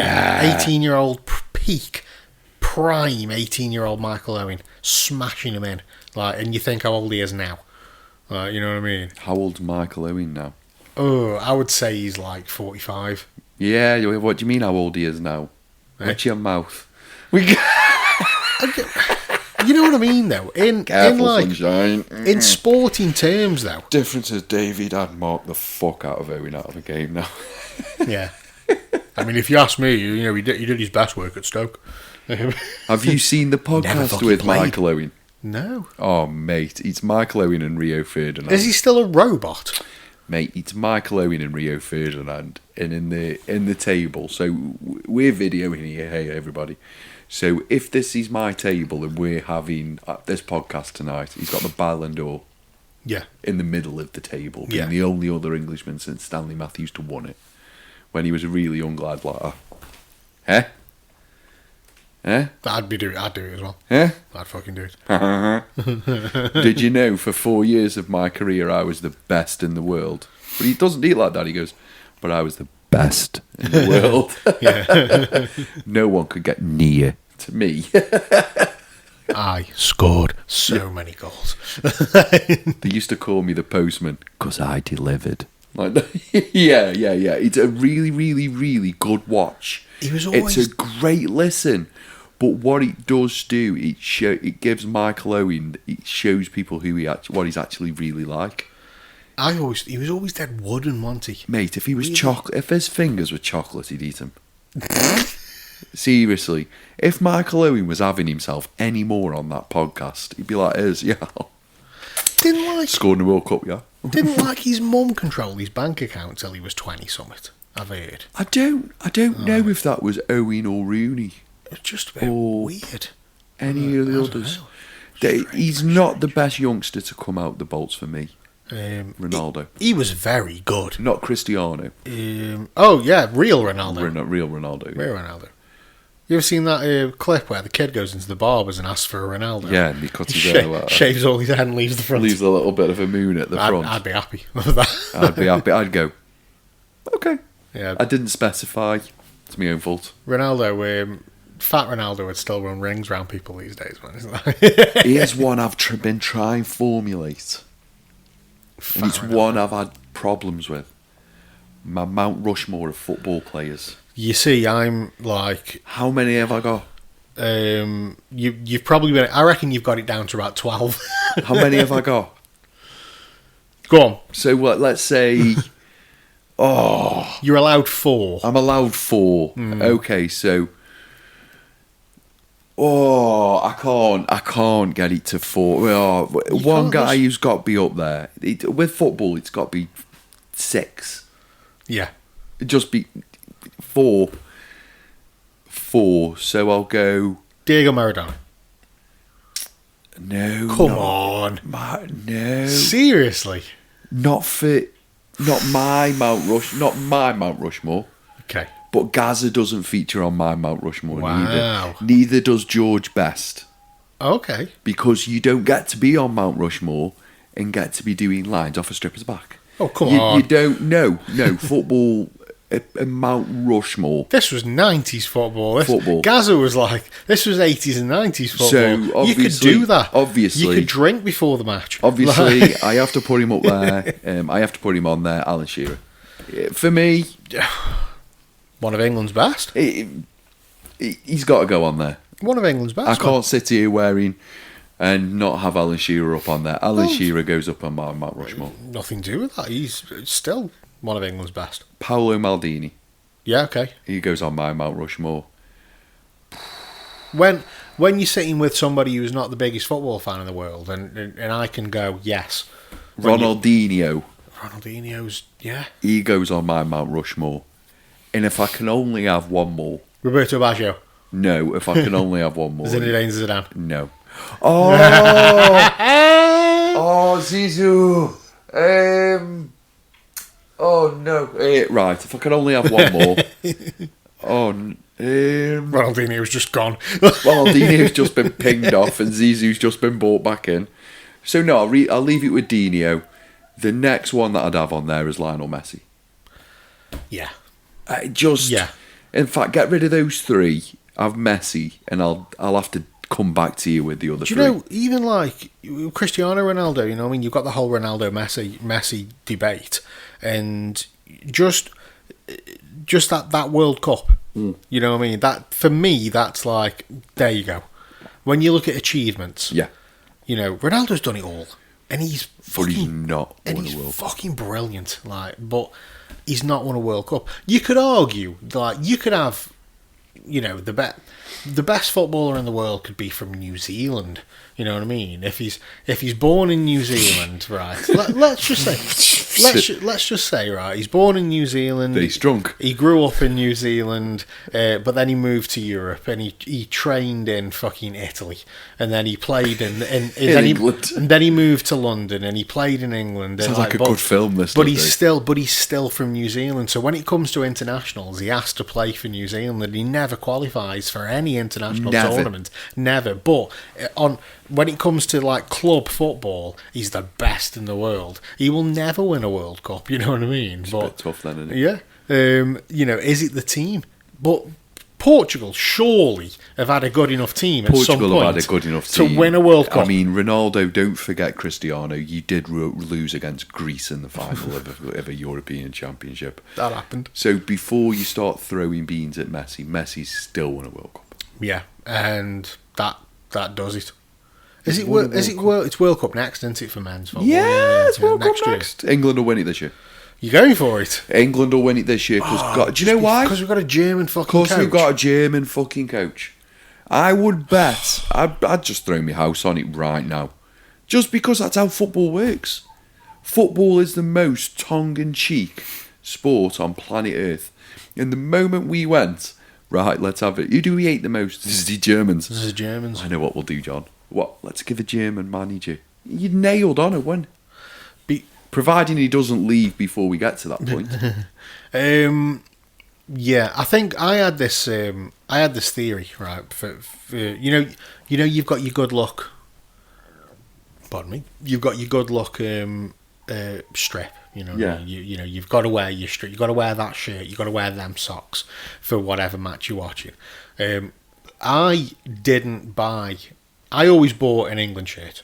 Like, whenever there was an international tournament, I always bought a shirt. Whether it be the new shirt for that year, or whether it be like a retro one. You know, my favourite shirt that I bought, and I did get rid of it because I lost fucking loads of weight. And if I didn't get rid of it, it would fit me now. Yeah. It was the Gaza Euro 96 shirt. No, it wasn't. Italian 90. It was the Gaza Italian 90 shirt. Yeah. And with the Umbro bits around I fucking loved that shirt, right? But I always bought a shirt, regardless of which one it was, I'd buy a shirt. And the one year where I didn't buy one, we started to do well. And then? Right, so I'd never bought a shirt after that. That was my thing. That was my superstition. Well, I'm not buying one anymore. I'm not buying a shirt. Simple as that. We've won now, Dave. But we haven't won anything, so I'm like, obviously. We've won sweet Fanny Adams. It means shit. So, yeah, I am going to buy a shirt for the next one. And, where is it? It's fucking America, isn't it? America. Oh, no. Did you see Donald Trump? Have you seen the prices of the tickets? Oh, yeah, they're pathetic. Jesus. We're not going there, Dave. Did you see Donald Trump when Chelsea won the World Club Cup Championship? Yeah. Did you see him just at the side like that? And then his security guy reached and went, you're kind of celebrating with the team. It's a bit weird. We're gonna Reece James, the Chelsea captain. You watch the footage. He's got the So he's got the trophy in his hands like this, right? And they go, oh, and all the football players go, oh, in the background, and they loop left and right. And he looped right and saw all his other team and was going, oh, and he's going, oh, this is great, this is great, this is great. And then he went, what the fuck? And you saw him double take, because when he looped to his left, Donald Trump was there going, oh, and you just saw him go, that's Donald Trump. And Cole Palmer, one of Chelsea's main players, was like this behind Donald Trump. I want to get involved with the trophy. Donald, would you? It got weird. And he was just standing there doing his, that dance he does. This dance he does. This dance Which he dance? does. Have you seen that one? This dance. He's a proper blower. He's a proper blower dancer. Yeah. And started doing this with the Chelsea players. We're gonna get 2:00 in the morning kickoffs, aren't we? Yeah. This is gonna be horrible. It's going to be good going, Dave. It's going to be summer. It's going to be 1 a.m. kickoffs. The thing is, though, they're gonna have to have evening kickoffs because it's gonna be so fucking hot. It's going to be because it's the North America, isn't it? So it's like Mexico, America, and Canada, isn't it? It's going to be your 12 o'clock at night kickoffs, your 1 o'clock in the morning kickoffs. All the pubs are going to be open for longer. It's going to be night time. It's going to be summer day. We're going to be so tired. We're going to be so drunk. I don't know how I'm going to do this. I do. We'll be a reet. We'll be right. We'll be a reet, Dave. We'll do live watch-alongs. That'll be a good one, actually. I want to do a watch-along. We'll set the cameras up. We can't do a watch-along of a Newcastle event in match day because I am too emotional during that. We'll and plus, I'm pretty sure we'd be cancelled by the end of it. Yeah, we'll do some live watch-alongs for the World Cup next year. Oh, God, it's going to be horrible. I'm going to be so tired. I'm going to be selling records next year like this. Oh, you want? I'm going to be like this because I'm going to boot the day off after work.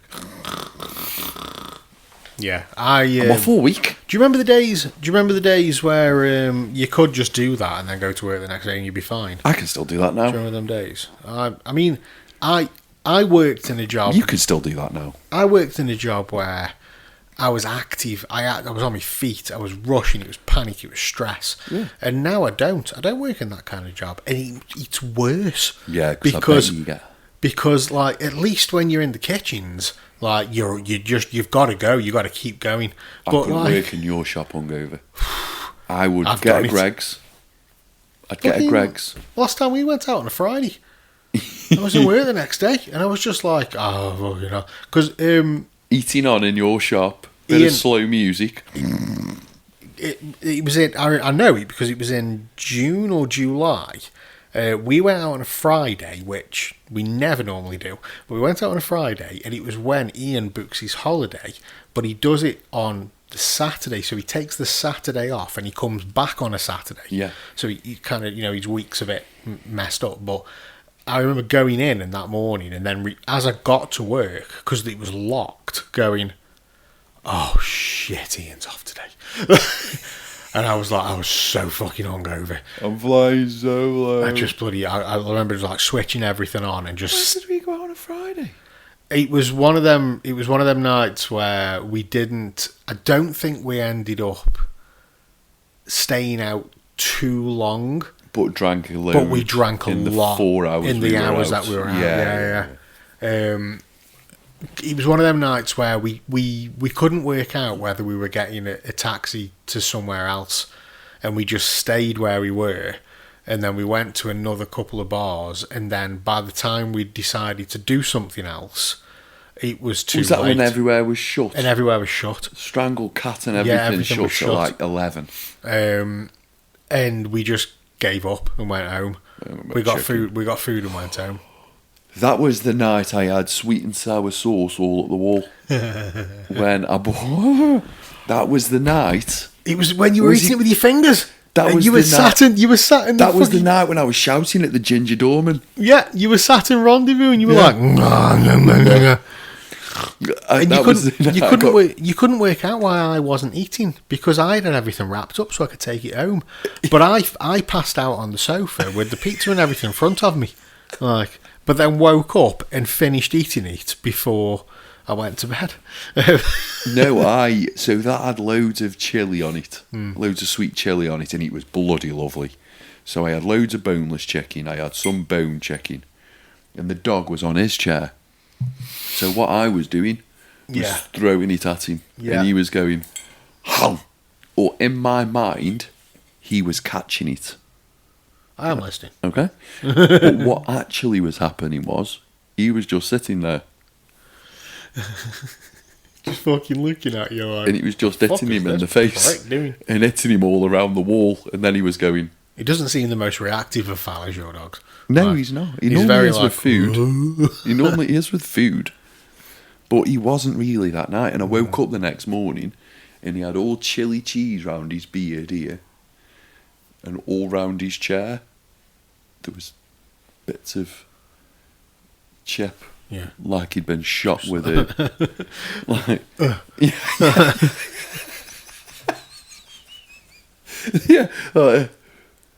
chip. There you go. I can't do that to my cat. And he goes like this on his forehead. Dunk. Dude, I was. It was the lad's birthday yesterday. The lad is 20 now. Oh, fuck off. 20, man. Fucking 20. So the lad's 20, right? It was his birthday yesterday. And I was like... You know you feel old when I say that. Right, okay, so... Your 20th, my 20th. Yeah. You were probably fucking around at my 20th, actually. Maybe. Oh, no, you would have been, yeah. Right, so... My 20th, right? It's my 20th birthday. Yeah. What are we doing? Drinking. Fucking getting smashed. Drinking. Right. I'm probably at work. Yeah. Right. So I've probably got to finish my shift. I'll run it down for you, Dave. Your shift will finish it later. It depends what shift you're on. Yeah. You're probably on an early shift. Not necessarily. On your birthday? Yeah, because 20th? we'll be drinking on shift. No, you're on an early. No. You're finishing at 8. No, never happened. 10. So I was still at Fatty's. Right. What time did you finish your shift? So if it was in the week, depending on what day it was. I remember turning up at Fatty's in a trolley. 20. Was it? Can you remember that? Was it with Dawn on me 20? No, it wasn't. I couldn't have been with Dawn on Me me and 20. Dave left Brannigans to come and meet you at Fatty Arbuckle's in a trolley. Yeah. Can you remember That's that? a thing. That happens. I remember Dave just pushing me past the main window. Do you know what? Fatty's in a trolley. Speaking of you and Dave, and speaking of 2 o'clock in the morning kickoffs at the World Cup, I do remember working at Fatty's when Dave was working at Fatty's, and the World Cup was in Japan. Yeah. And Dave phoning in sick for work, right? But me, I'd already seen him in remember O'Reilly's. Yeah, I'd already seen him in O'Reilly's with you at 10 o'clock in the morning. Yeah, that was. I remember that match. It wasn't at 10 o'clock in the morning. That was after the match. Yeah, it was after the match. It was like a 7 o'clock in the morning. So that was after the match. I remember. He phoned in sick. I remember turning up to work and just texting him going, "You twat." No, it was really bad, that was. We went out, we met at like 5:30 in the morning and just basically went, fucker. And that's what you have to do, man. It was dead weird. It was like 12 o'clock at midday. And we were all absolutely wrote off. Yeah. I went bedding that day, and I woke up at like 4 o'clock in the afternoon, and I was like, what day is it? What day are we on right now? Do you know what? The thing about that as well is, I bowled into work and then found You at work? Oh, no, you went out with us. Yeah, I wasn't out. Yeah. So I only saw you because I was out with my dad in the morning, and I was in work later. So we drove past, and I saw you in the window, and I'm like, he's not going to work later. So when I turned up to work and I found out you'd phoned in sick, I texted him calling him a twat, and I was like, that fucker was in the pub this morning, but it was just part of the job, you know what I mean? You just didn't get told off. It was like, fucker was in the pub this morning, no repercussions, no nothing. Yeah. It was fine. Yeah. But Yeah, that was so 20. Yeah, my 20th birthday. Hypothetically, I work, I finish. I'm probably on the close. Yeah. Because I was always on the close. Yeah. But we were drinking on shift. Yeah. We'd then finish, get ready at work, do shots at work, and then jump in a taxi and go up Hanley. Yeah. Right, and then we'd be out and we'd be on it. Yeah. And that'd be it. Right. 6 o'clock in the morning. That was our generation. That was our thing. Right. It's 20th birthday. What do you want to do for your 20th birthday? You're going out with your missus. What are you doing? What's the plan? He goes, quite like the idea of going up with my nans and having a bit of a tea, bit of a spread. Which hand did you move? Hey. Well, Did you go like that? Did you go like that at first before you ticked into understanding dad mode? Did you go, mother? It's just how times change. Yeah, it is, you know what I mean? Like how times change. Like it's just they're a different generation. This you. generation of kids are different. Well, like, go find a pub. Yeah, exactly. So yesterday we were on about Scruffy. So yesterday I was up my mum's beautiful spread, Cleon. No vol. I know you like a vol au vent, no vol au vents. Buffet. Brilliant Buffy, yeah. Egg mayo? Nobody likes egg mayo apparently, so that was a weird. So yeah, spread up my mum's little Chester. Oh, right. That lovely dog. So many people in the house, he didn't know what to do with himself. Was he excited or just he's shouting? Such an excited little boy. He was just like, oh my god, there's people everywhere. And he didn't know who to stay with. He just kept running to everybody for fussies. Like, he was adorable. Like a little teddy bear. So cute. Yeah. He was ace. However, as we made aware last week, I'm watching one I'm eating, aren't I? So, like, a spread, no good for me. Because I'm going into a spread, so I had to be so. Why aren't you calling me in your hour in need? Hey, what do you mean? Right, Cleon, I'm facing a buffet to you. It's really annoying me because I'm trying to lose weight. I'm on my way. Dave, Roger, I'm coming. Because I have with the plate. Yeah, I have willpower. That's why. So I said to my lady, I'm like, right, make sure you don't make enough butties for me. Right, so don't think we've got Dave to feed. Loaf away. Yeah, it's simple, like, because they make, you know what they're like, man. They make enough feed the 5,000. Yeah. So I'm like, don't just forget I'm coming. Forget I'm there. Don't put anything out for me. And she's like, well, what are you gonna eat then? I went chicken. I want some chicken. Right, I'm gonna eat some chicken. So she's like, well, what do you want me to get? I said, just for ease, just get me some cooked chicken drumsticks. And I'll bang them in the oven, and I'll have a big pile of fucking salad. Yeah. Like, I'll have some salad, I'll have some fucking loads of drums, a big plate full of drumsticks, like a caveman. Like, I get there, and she's like, they didn't have any drumsticks. I'm like, oh, what did you get me then? Wings. Mate, I'd lost count of how many wings I had. I just had a mountain of fucking chicken wings. Mate, I've got some hot sauce in there that just make the wings do. Oh. I didn't realise that she got me wings because for my birthday this year, Adam bought me a selection of hot sauces. Oh. There's like 12 different hot sauces. Like, because I would have took them up if that was the case. But yeah, I just had this pile of wings, and so I go over to the buffet, and I'm like, okay, what have we got on the buffet then? I'll have some iceberg lettuce, I'll have some tomatoes, some onions, some cucumber, some peppers, some of that on there, that's lovely. And about fucking 30 wings or something. Like, we should do that one week. What, hot wings? Yeah. Yeah, we get can the do that. Selection of the chili. Yeah, fuck yeah, we can. Get all the hot wings, sauce and we'll see who can eat the most hot sauce episode. Yeah, it's fine, we can do that. It's ace. So, I'm working my way through these wings, and I'm in heaven. Like, and then I've got 10 wings left or something like that. And I'm a bit like, sweating. This is a lot of chicken. And Adam's missus goes, you don't have to eat them all. And I went, I think you'll find I've already logged them in my app. So I've got to eat them now. That's the rules. You don't have to eat them all, you do. I think you'll find that I have logged them all.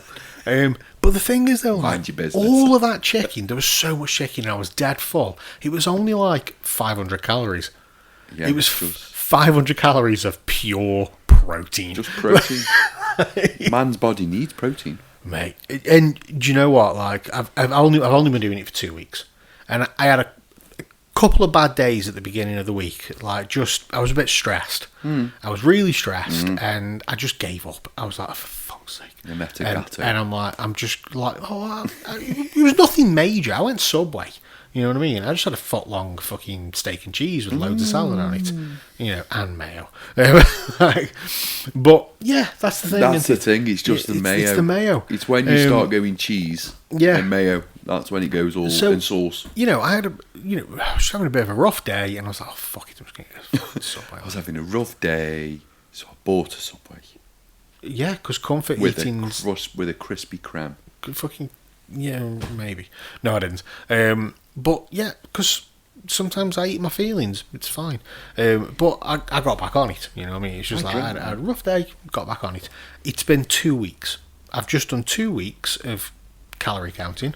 So I haven't eaten more than most days. I've been around 1.5 on the calories. The most I've ate is 2.5, which is what you're supposed to eat, about 2,500 calories.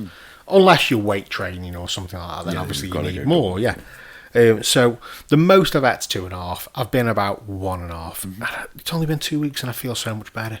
Not bad. This is soft. It's still big, but it's soft. And it was stodged before, and it was hard. It was like a medicine ball, and it's soft. And I'm like, oh, I remember this feeling. I remember how good I felt when I was watching what I was eating. Like, and it's not about. I'll say this to everybody who's watching. Like, it's not about fucking denying yourself like little treats and whatnot. Just, Adam brought home some mounds. Mounds, I know you pronounce them. Like, and they were little. They're called blocks, mound blocks. Okay. And you get 5 little sweets in a block. Yeah. Right. And a block is 90 calories. 90. Yeah. 90. That's it. 90 calories. Sugary sweets. And he says to me, "Would you like a sweet, Dad? I know you're calorie counting. Would you like a sweet?" I fucking love a sweet, mate. I would love a sweet. A little bit of sugar would go down a treat right about now. And I had one of the sweets off him. I ended up having 2. I had 2 of the sweets off him because 5 is 90 calories. 2's fuck all. Like, it's not about. But sometimes people think dieting is like, oh, I can't have what I want. I've just got to eat lettuce. No, you just have to get what you want in measurable amounts. Yeah, just lower your fucking portions, man. I'm eating meat again now. I did nearly 2 years of doing vegetarian, pescatarian. I think this is where I go. Yeah. I did 2 years being a pescatarian, right? And honestly, if it wasn't for the whole iron issue, and being anemic, then I probably wouldn't have started eating it again. It's not the fact you're anemic. It's men. It's what? You man. Well, yeah. You need. Do you know that was my mum's thing? Like when I was going through, when I was doing it, like she's like, "But David, men eat meat." Like, all right, Mum, crikey. See. But I think if it wasn't for that, I probably wouldn't have started again. But I started again because I was just like, okay. Well, I mean, initially, like, Dawn, I remember getting in the car and Dawn was like, "Do you want to go Burger King for tea?" I'm like, "Yeah, that'd be ace." Yeah, and she goes, "Because I would just have the vegan Royale, and it's nice. It is really fucking nice, actually, the vegan Royale." And she went, "What do you want?" And I went, a XL bacon double cheeseburger. And she went, "Yeah, but really though, what do you want?" I went, "No, seriously, I want a bacon XL double cheeseburger. Yeah. I really want a cheeseburger." Yeah. And when she started eating meat again, because her protein levels were really low, so she started eating chicken and stuff again. Like, she was in tears because she just didn't want to. But I'm like, Dawn, you can get vegetarian alternatives for protein. But now she fucking loves chicken. She's eating it again. Is a few things. But for me, with the cheeseburger, for me, I got it home and I was like, nom nom nom. Top off and everything. And she's like, when I started eating meat again, I was crying, and I'm like, "Yeah, you pussy." They're stroking it on his belly. I'm like, he's like, oh. And you know what? Right, that was fine. I could have quite happily gone back to being pescatarian after that. I just fancied a cheeseburger. Just have a You make your own rules. But obviously with the anemia, I was like, I'm going to start eating red meat again. Get some iron in my system. David, like. you are a man. And I am a man. But I fucking love chicken. Chicken's ace. Yeah. Chicken is brilliant. It's full of protein. It's ace. Chicken's mega. And literally... I will walk out this door with you right now and walk to KFC. We're just going to get some chicken. I'll just walk and get KFC right now. I don't care. The whole, like, with the calorie counting and whatnot, like, I fucking love chicken. So guess what I'm basing the bulk of my calories on? Chicken. Like, There's worse things. There is worse things. Had rice with it. You cool? Tonight, right? So this is me go-to, like, for tea. If I'm calorie counting and I don't really know what I fancy, I know what I'm going to enjoy, right? So I have basmati rice. Yep. And so this is like a 3, 4, 5... It's about a 600 calorie meal. Yeah. Right? So I have basmati rice. Basmati rice. Yeah. I have a southern fried chicken breast. Yeah. But done in the air fryer. Okay. Right? And I have a tin of sweet corn. Okay. So Green Giant sweet corn. Yeah. Right? So it goes in a bowl. Yeah. Right? Rice in the bowl, sweet corn in the bowl. Mix it all up together. Right? Chicken, dice it up, put that on the top. Mix it up if you want. Light sweet chili sauce. So still got your sugar in it, but not as much. See, I go heavier, more burning than your face off spicy sauce. I go a light sweet chili, Thai sweet chili, a light Thai sweet chili sauce, and just over the top. Just a little over the top. It's obviously I'm counting the calories, so I have to wait. It's a pain in the arse, but it's about 35 grams. But it's what you would just put over the top of something like, you know, if you had ketchup on something.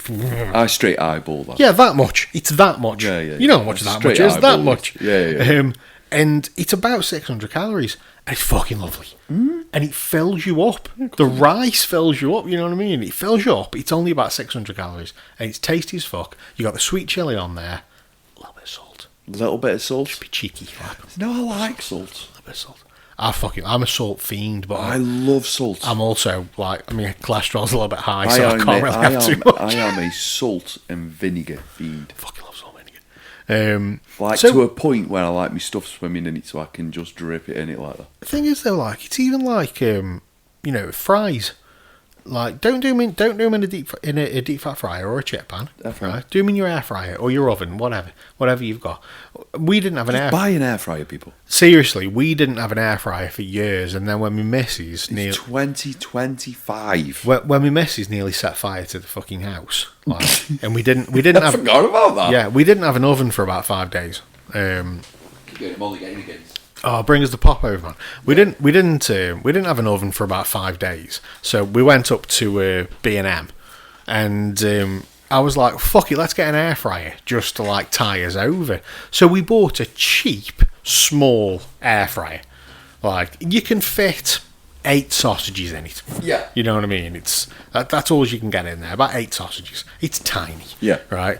But it did the trick for a few days, and now I'm like, everything goes in that air fryer. Yeah, of course it does. Absolutely everything. It absolutely just fucking goes in there. Amazing piece of kit. So I've only got, you've seen my kitchen. I've got a small kitchen, so I've not got that much room for stuff. But I've already said I'm making room. We're making room for a double air fryer. We're going to get a double air fryer because that thing's the tits. But get like some McCain fries and air fry them. Yeah. And you can eat what you want to eat. Bacon, sausage, air fryer. You can eat what you want to eat. Just don't eat fucking shitloads of it. Like, I didn't have any birthday cake yesterday, right? I would have had birthday cake. If I'd have made it, I'd have weighed everything, measured everything, worked out the calories. Whose birthday cake was it? Adam's, yeah. Yeah. I'd have done everything, and I'd have worked it all out, and I would have known exactly to the grammage. Oh, have some fucking birthday cake, pal. What calories are in there? Like, I'm super serious when I do it. Like, I have to be, or else it just doesn't work for me. If I'd have made it, then I'd have worked it all out, and I would have had some cake. The fact I didn't know what calories were in it, you should have just had some cake. Mate, I didn't have the cake. But when I got home, It's fucking lovely. When I got home, fucking creamy fucking Ooh, pies. creamy goodness. When I got home, I had crisps. Because on the back of the packet it says, this packet contains 130 calories. Oh, fair. So, Does crisps only a small amount of calories? It was a small bag. I had high in cholesterol. Well, that's gone. There you go. I had high in cholesterol. It came back on my report. It said your cholesterol levels are a little higher. Do you know, I had been drinking the night before. This was something I was going to go into, actually. I've told you about my leg, haven't I? Yes, you have. So I think... Shit. What? Carry on. We'll get into it when I do the football side. Oh, God. This episode's going on a while, isn't it? There's football matches going on for a while as well here. So, I've probably mentioned it on the podcast before. The fly bite. The fly bite on the leg. Middle of August. Yeah, let's not get the leg out on. Don't get the leg out. The middle of August. We'll have a look in a minute. It's bandaged up. You can't Oh, see. is it? Yeah. Is it that bad? Yeah, it's really bad. Is it? Yeah, really bad. Is it to a point where you can mess with your own inside? It's not far off. I love it when it looks like I've been shot. I love it when that happens. So it's like an exploration, like journey into your own leg. The fly bite was the middle of August. Yeah, I've since had. We're in November, pretty much. Shit! What time is it? I need my antibiotic. So I've since go down well with Jack. I've since had. I'm on my 4th course of antibiotics. Yeah, 3 different types of antibiotic, plus an antibiotic cream. Right. So after the last course of antibiotic, the last course did fuck all, nothing. And what I did was I've kind of let it try and heal itself, and it just hasn't, and it's getting worse and worse. So I phoned the doctors and I explained to the receptionist, look, this is what's been going on. Like, I didn't phone at 8 in the morning to get an appointment. I just phoned in the afternoon, explained to the receptionist, like, this is what's been going on. Now it's like it's obviously still infected. It's starting to like be painful, and I don't know whether to come back to the doctors or just go to the hospital. And I just want some advice. And she said, "Can you take a picture of it?" She goes, "I'm going to send you a text. There'll be a link in the text. Click the link, put your date of birth in, and then from there you can send us a picture. Send us a picture. That'll get passed on to the doctor, and then the doctor will give you a call." No worries. Did all that. So 24 hours later, I've had nothing. So I phone again. It's the same receptionist. I'm like, "Hi, it's Dave. Yesterday sent the picture of me back." She goes, "Oh yeah, we got it. We've received it. It's on the system. The doctor's going to be looking at it tonight." It's 5 o'clock already. Doctor's going to be looking at it tonight. He will phone you. Sound? No worries. Just checking. Doctor phones me about 6 o'clock. Can you just give me a quick rundown of what's happened? Like, because this is like the 4th doctor I've seen or spoke to. So give him the quick rundown. He goes, "Right, have you had any swabs?" Nope, no swabs. Okay, I'm gonna get the receptionist to phone you. Be about 10 minutes. We're gonna get you in, with a nurse. The nurse will check it out, swab it, dress it properly, and then we'll go from there. Okay, sound. Brilliant. He goes, "In the meantime, I'm going to prescribe you another antibiotic, a different one." I'm like, "Okay, brilliant." I use Tesco Pharmacy. Within 10 minutes, I get the text from Tesco saying your antibiotics are ready, your prescription's ready. I'm like, fucking brilliant. So, go get the prescription. The receptionist phones me. "Can you come at 20 past 10 tomorrow?" "Yep, not a problem. Come at 20 past 10. So I go up the next day, the nurse, sound as fuck, and she literally gets the full fucking rundown of everything that's been going on with my health since, May. Oh, did she sit you down and go, "Tell me from the start"? Yeah. And you went, "Ah." So, but I had all that, I had the blood tests for me. First when I was 12. Yeah. The priest touched me. So, she's got all my blood test results from back in June. Yeah. Tell her about the bite. We go through everything and she examines the leg and she's like, it's it's nasty, lad. She goes, it's really dry though, so I don't know if I can actually get anything from a swab, but I'll try. She goes, this might hurt. Fuck me, it's like she was stabbing me with a fucking pair of scissors. So she swabs it, she dresses it. Since it's been dressed, it actually hurts more, but I think it's because it's drawing out. Let's undress it. I've already undressed it once today. I don't want to do it again. So, yeah, she sorted all that, and she's like, right, I'm going to refer you to the district nurse. She goes, now, they're still called district nurses, but they don't come out to your house. They've got hubs, so you go to them, like. So I'm going to refer you to the district nurse because they might have some kind of like, they've got more knowledge of how to dress these wounds, and they might have like some kind of dressing that'll enhance the healing. Sound. And she said, I'm going to give you some dressing so you can dress it over the weekend. And she goes, right, I'm just looking at your blood tests from June. Why did you come in for blood tests? So I explained about the iron level being low and blah, blah, blah. I took iron tablets for 6 weeks. All this because you stopped eating meat. And I'm waiting for... It's not my fault a fly bit me. Right. I said I was waiting for... I was told the surgery would phone me back, but they didn't. But then, life happened and I just haven't got around to phoning about my blood tests. And she just went, okay, so I'm a little bit concerned about your blood sugars. She says, so I'm going to book you in for another test for your blood sugars because that could be what's preventing it from healing properly. Mm-hmm. Yep, makes sense, perfect. Too low. Too high. Too high? Yeah. I goes, that makes sense. I goes, honestly, I'd already thought of that. She went, how's your diet? I went, fucking terrible. My exact words, fucking terrible. I went, coincidentally though, last week, I give myself a kick up the arse and I've started eating healthy, going to the gym. Yeah. I said, so I'm at the very beginning of getting back on track. I was like, 6 years ago, I was fit as a fiddle. I had, I'd lost loads of weight. I was running every day. I was sound as a pound. And I said then, basically I've ate my feelings for the last 5 years. So I'm fat and it's terrible. But I said I've got back on it. I'm at the start of the gym. You're not fat, by the way. And she's like, that's brilliant. Well done, you. I'm proud of you. Oh, thank you very much. So she said, was there any other problems with your bloods that you can remember? I said, well, there was the sugars, there was me iron. I said, but I took iron tablets for 6 weeks, like the doctor told me to. I said, honestly, I was vegetarian for 2 years. I've started eating meat again. That might help as well. And I said, there was also potentially liver function. There was some issue with liver function. And she's like, right, she went, I'm just going to book you back in for a full blood work. Full MOT.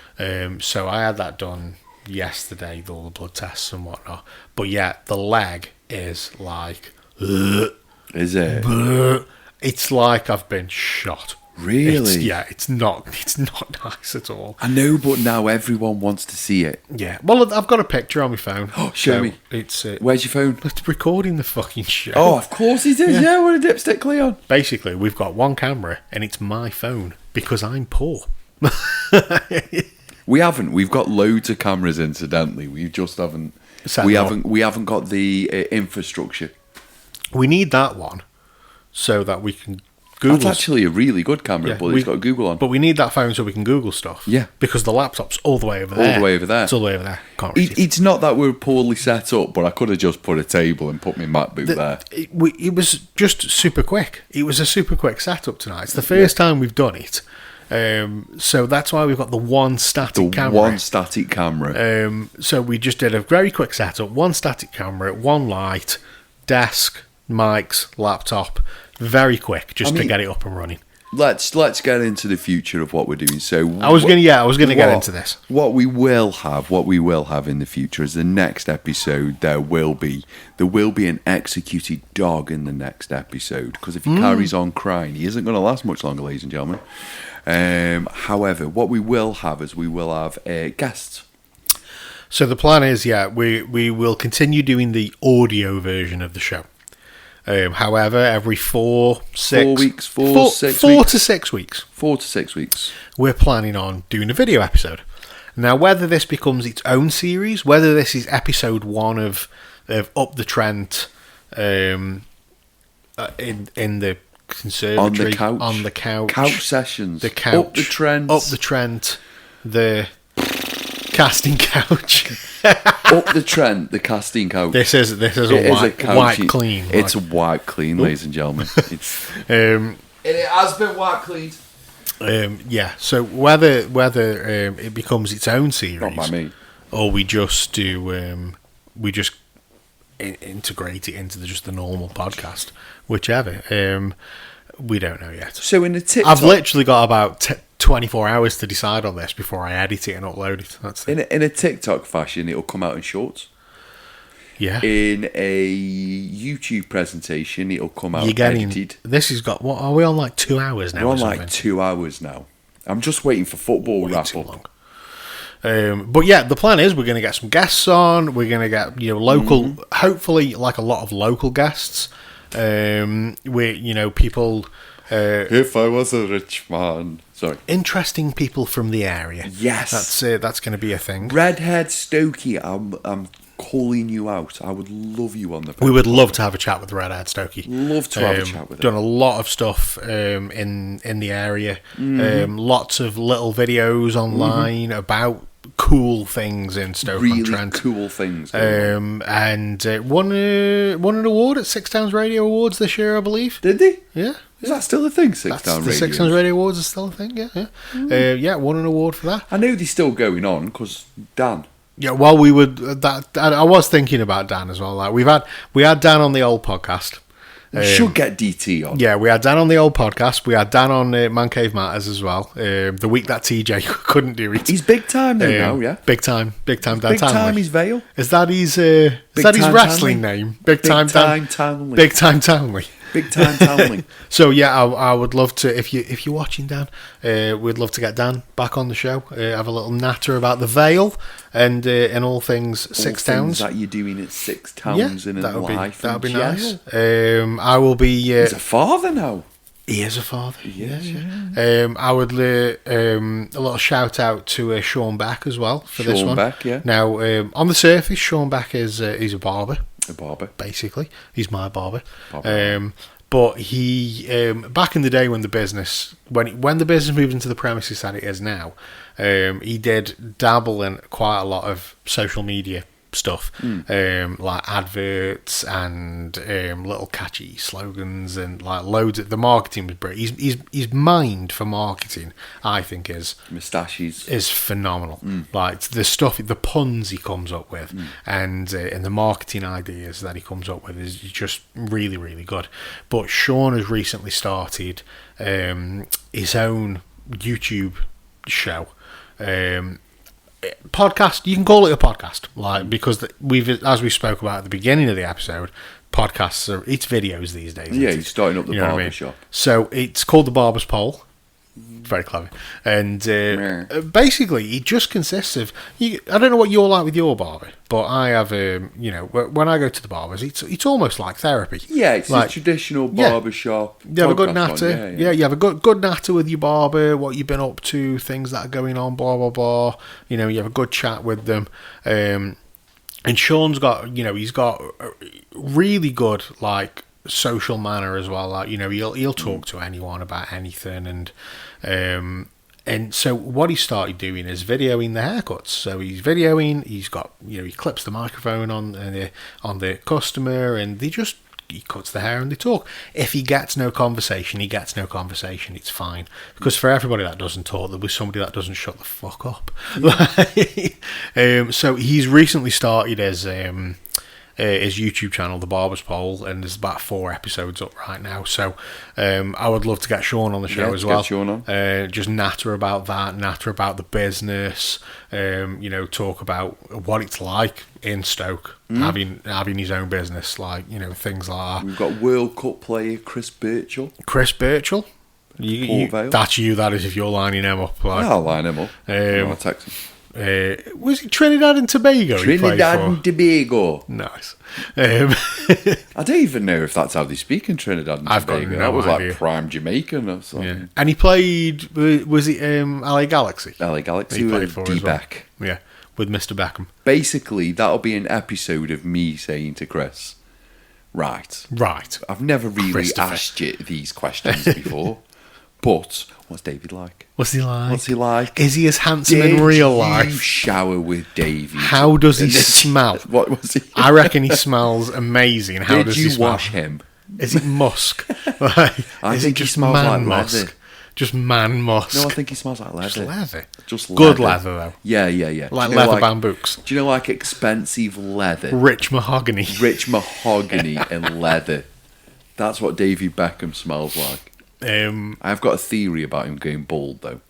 Well, you know, we can afford Just on transplants. camera angles. He can afford transplants. It's fine. Like it's growing. That light's freaking me out, like, because the light shows up the ball patch. It's like it's growing here. And then he's throwing it. Have you noticed in my videos, whenever I do a video for like the shop or whatever, like, because I've got this flick at the front with the fringe, like the flick goes up. If you when It's the light, bald protector. well, when the light catches it at a certain angle, you can see straight see-through. You can see the gap. Yeah, It's yeah, like, yeah. oh my god, it's moving forward. Yeah. Like I've got the fucking these things going on. This is moving yours is all forward. going back.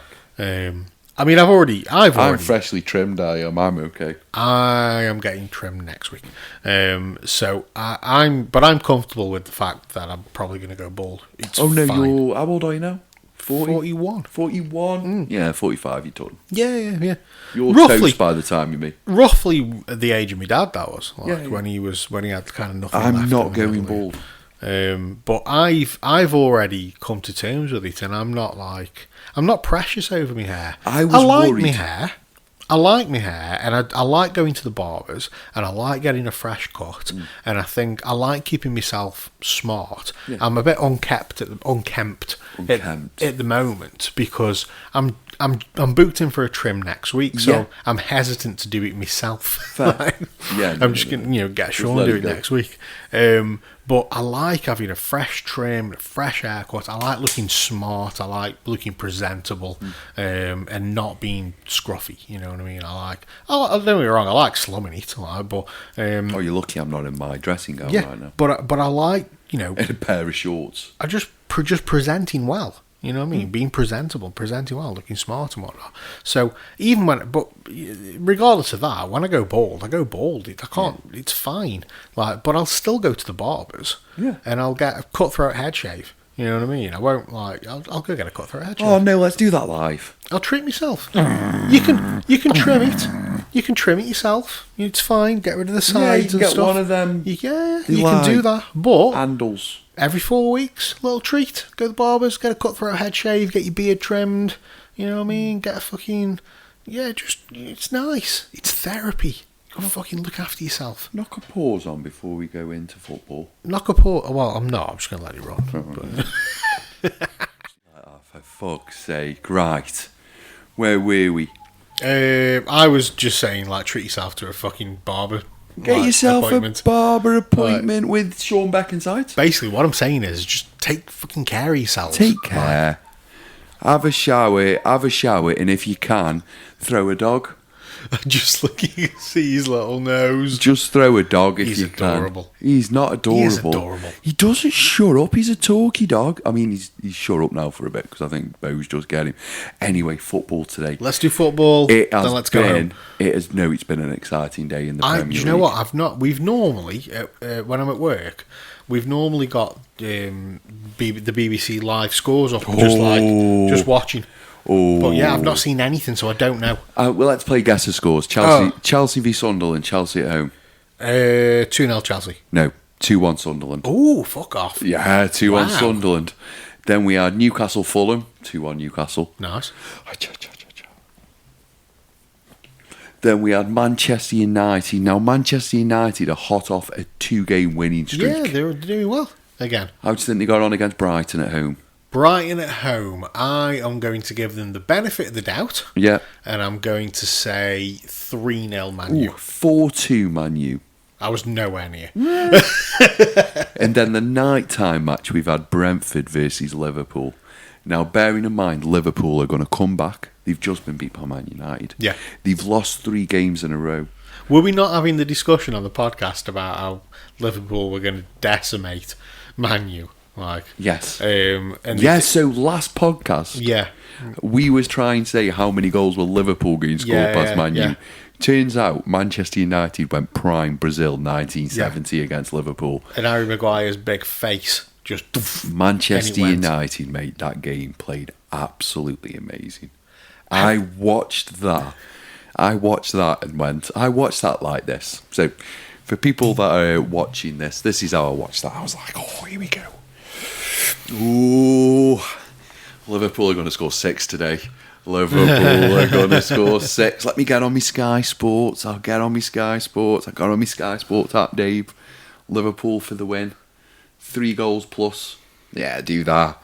Text all me Man United friends. Are you ready? They were like, oh, Jesus, we're ready. This is going to be horrible, isn't it? I was like, yeah, this is going to be horrible. So I text all of them and then did this with my phone. 45 minutes. And I went, Jesus Christ, Manchester United look brilliant. It was either Manchester United looked brilliant or Liverpool looked bog average. Like, terrible, yeah. So Liverpool have played Brentford today. Okay. And lost 3-2. Jesus. Away. Do you know, and it would have been a lot more, but Salah scored in the 89th minute. Do you know what got me about the Man U one as well? With what I liked about it was Maguire's celebration. Right now, I'm not brave enough to do the knee slide celebration. I've never been brave enough for that, mate. Because he slid into that with so much confidence. Whoa, the knee slide, and like, yeah. I just feel like I would hit a dry patch in the grass. And just go at fucking arse over tit. I'd slide into it with confidence, Dave. And then I'd go off into No. I'd finish the knee slide. Yeah. It'd be like, yeah, then you try amazing. Stand up. And then it'd be like, ow. Well, I'm done, guys. I'm done for 12 months. See you that's later. me done Bye. for 12 months. That's an ACL, a medial, a tendon, a cruciate ligaments. That's me basically done. Knee slide looked good. Not a fan of the knee slide, I'm not. No, it messes the pitch up. I'm a bit weird like that. Okay. Like, I don't like seeing... Have you got a celebration? Have you got a celebration? Yeah, I've got a celebration. I've got a celebration, yeah. Are you a shearer? Or you're one finger in the air? I'm a celebrate to the away.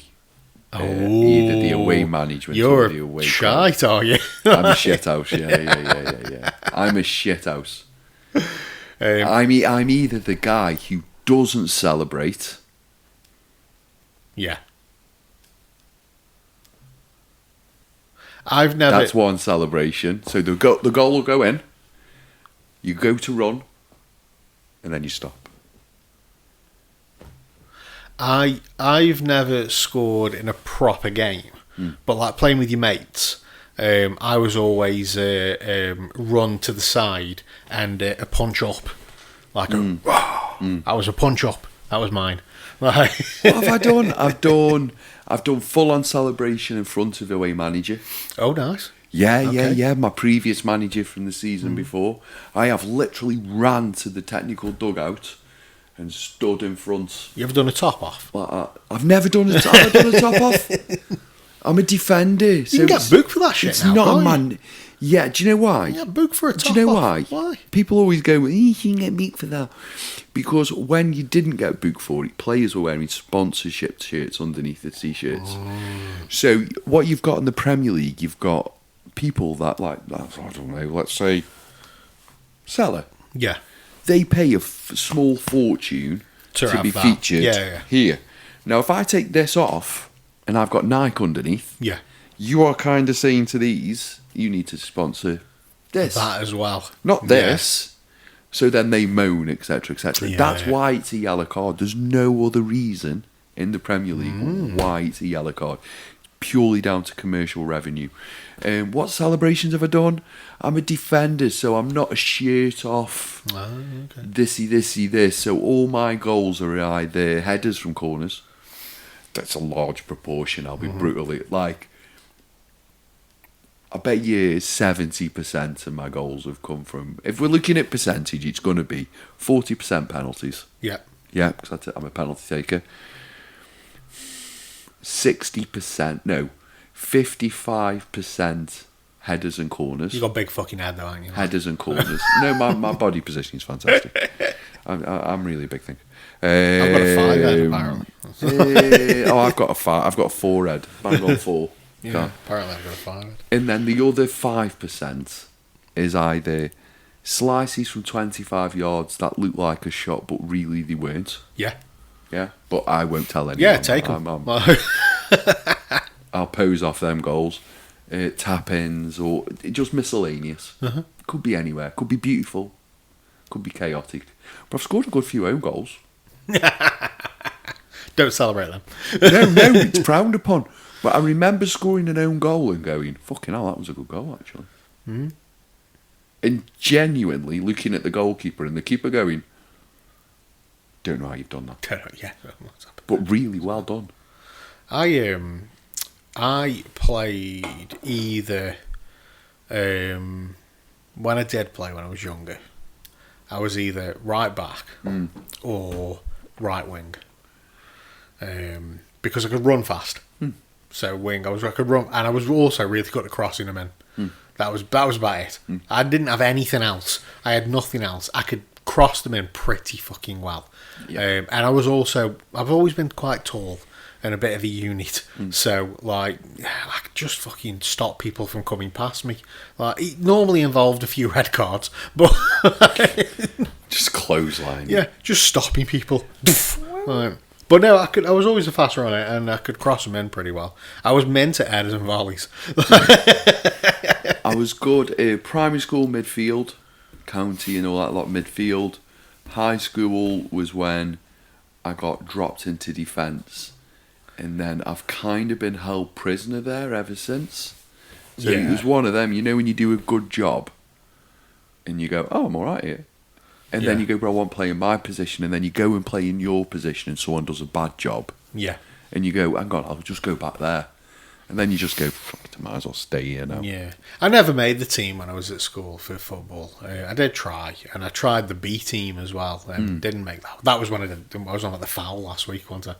That's when I did that foul. I was like, oh yeah, I'm not getting in this team. But I played basketball, so I did make the basketball team. I played basketball till I rolled my ankle in basketball. The problem with basketball and it stopped me from playing football. The problem with basketball was we weren't like a basketball specialist school.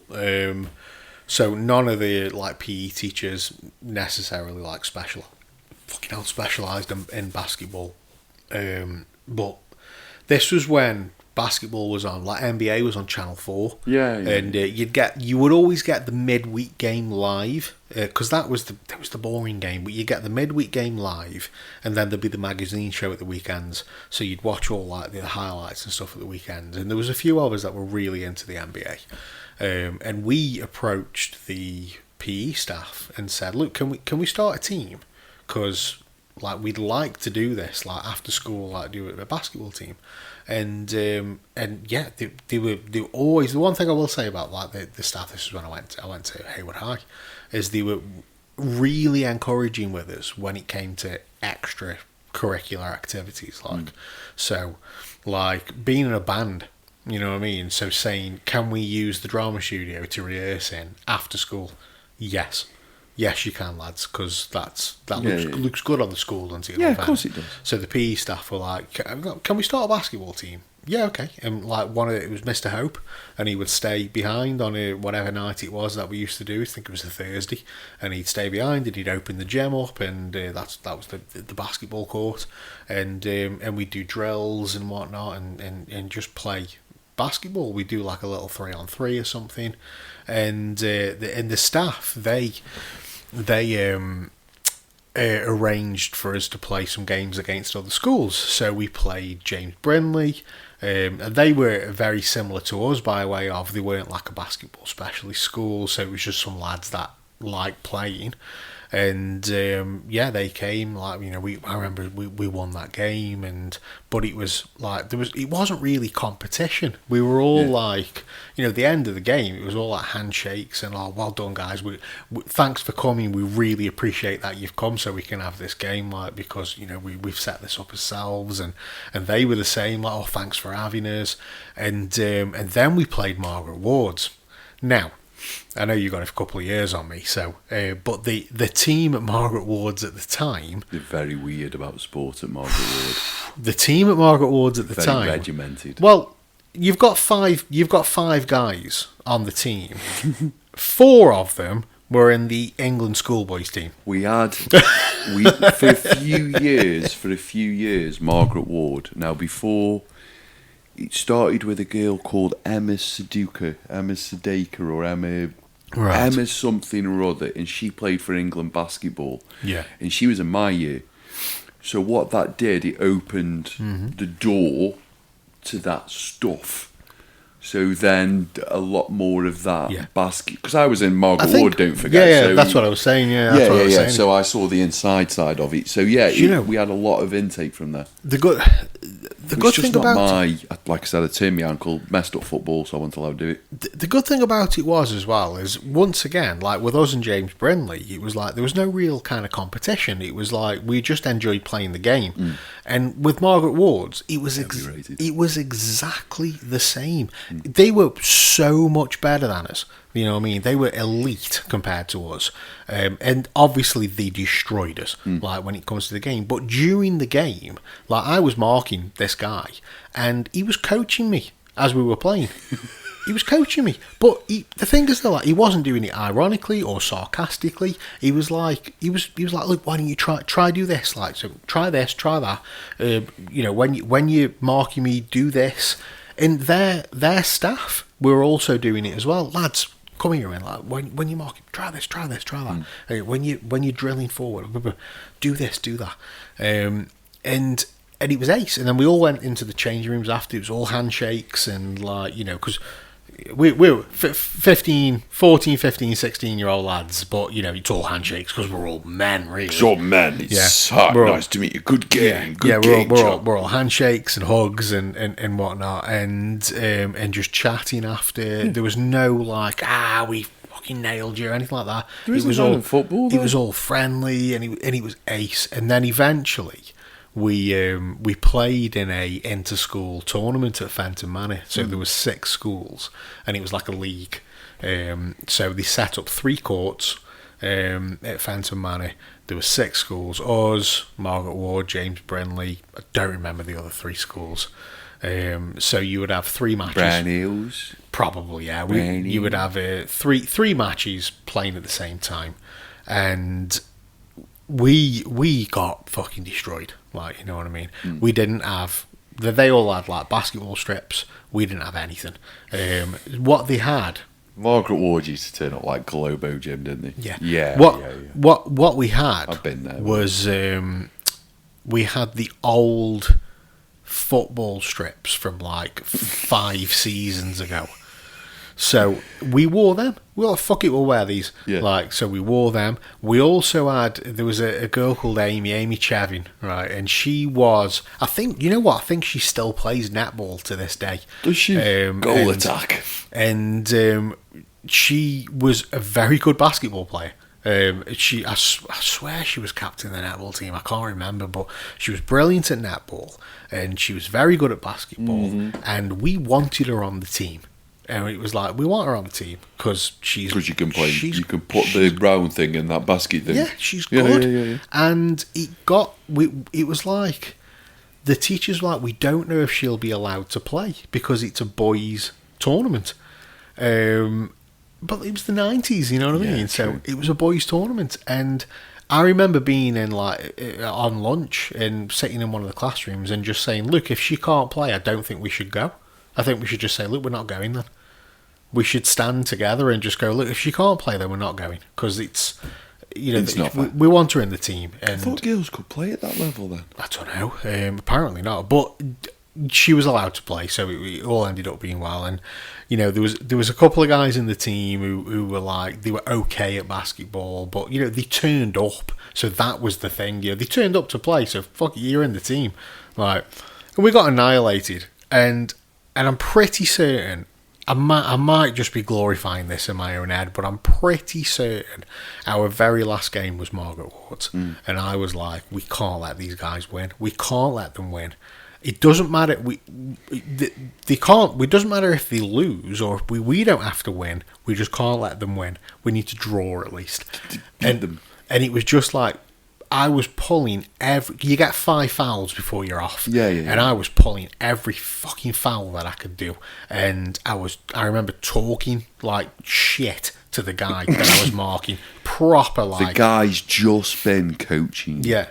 I'm shithousery to its finest, like every fucking name under the sun in his ear while nobody can hear me.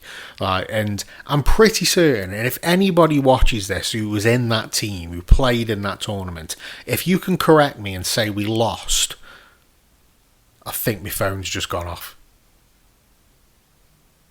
I'll have a look. I can see the reflection in the mirror. I've just seen it switch off, I swear I have. Yeah, try that much. Yeah, battery's dead. Maybe it's still 2 hours. Well, let's wrap the episode up then. A big thank you to everybody that listens week in and week out. You guys are awesome. Whoa. You've just... Did you win the basketball I don't know. match? That's what I want to know with you. I don't know. You've just gone, right, food's gone dead. Right, let's end the story halfway through. I'm salivating here, Dave. Yeah. Well, I can't remember. I'll add this onto the onto the video after, but I can't remember if we won or not. And I'm hoping somebody watches that can let me know if we won or not, because I just don't know. Oh, hello. Dave, did you win that game of basketball? I cannot remember whether we won or not. In my head, I've glorified it so much that we drew. And we didn't let them win. If somebody's watching who was in that team that knows what the score was, I just remember being in the coach on the way home and we were all singing, "We're shit and we know we are." Not a good sign, is it really? Yeah. But I swear we didn't lose every match. We definitely finished bottom of the league. Yeah. But I'm pretty certain we ddidn't lose every match. Right, there we go. We'll add this to the end because we'll just keep that running, and battery's gone out, and I'll wrap it up. Yeah, a big thank you to everybody that listens week in and week out.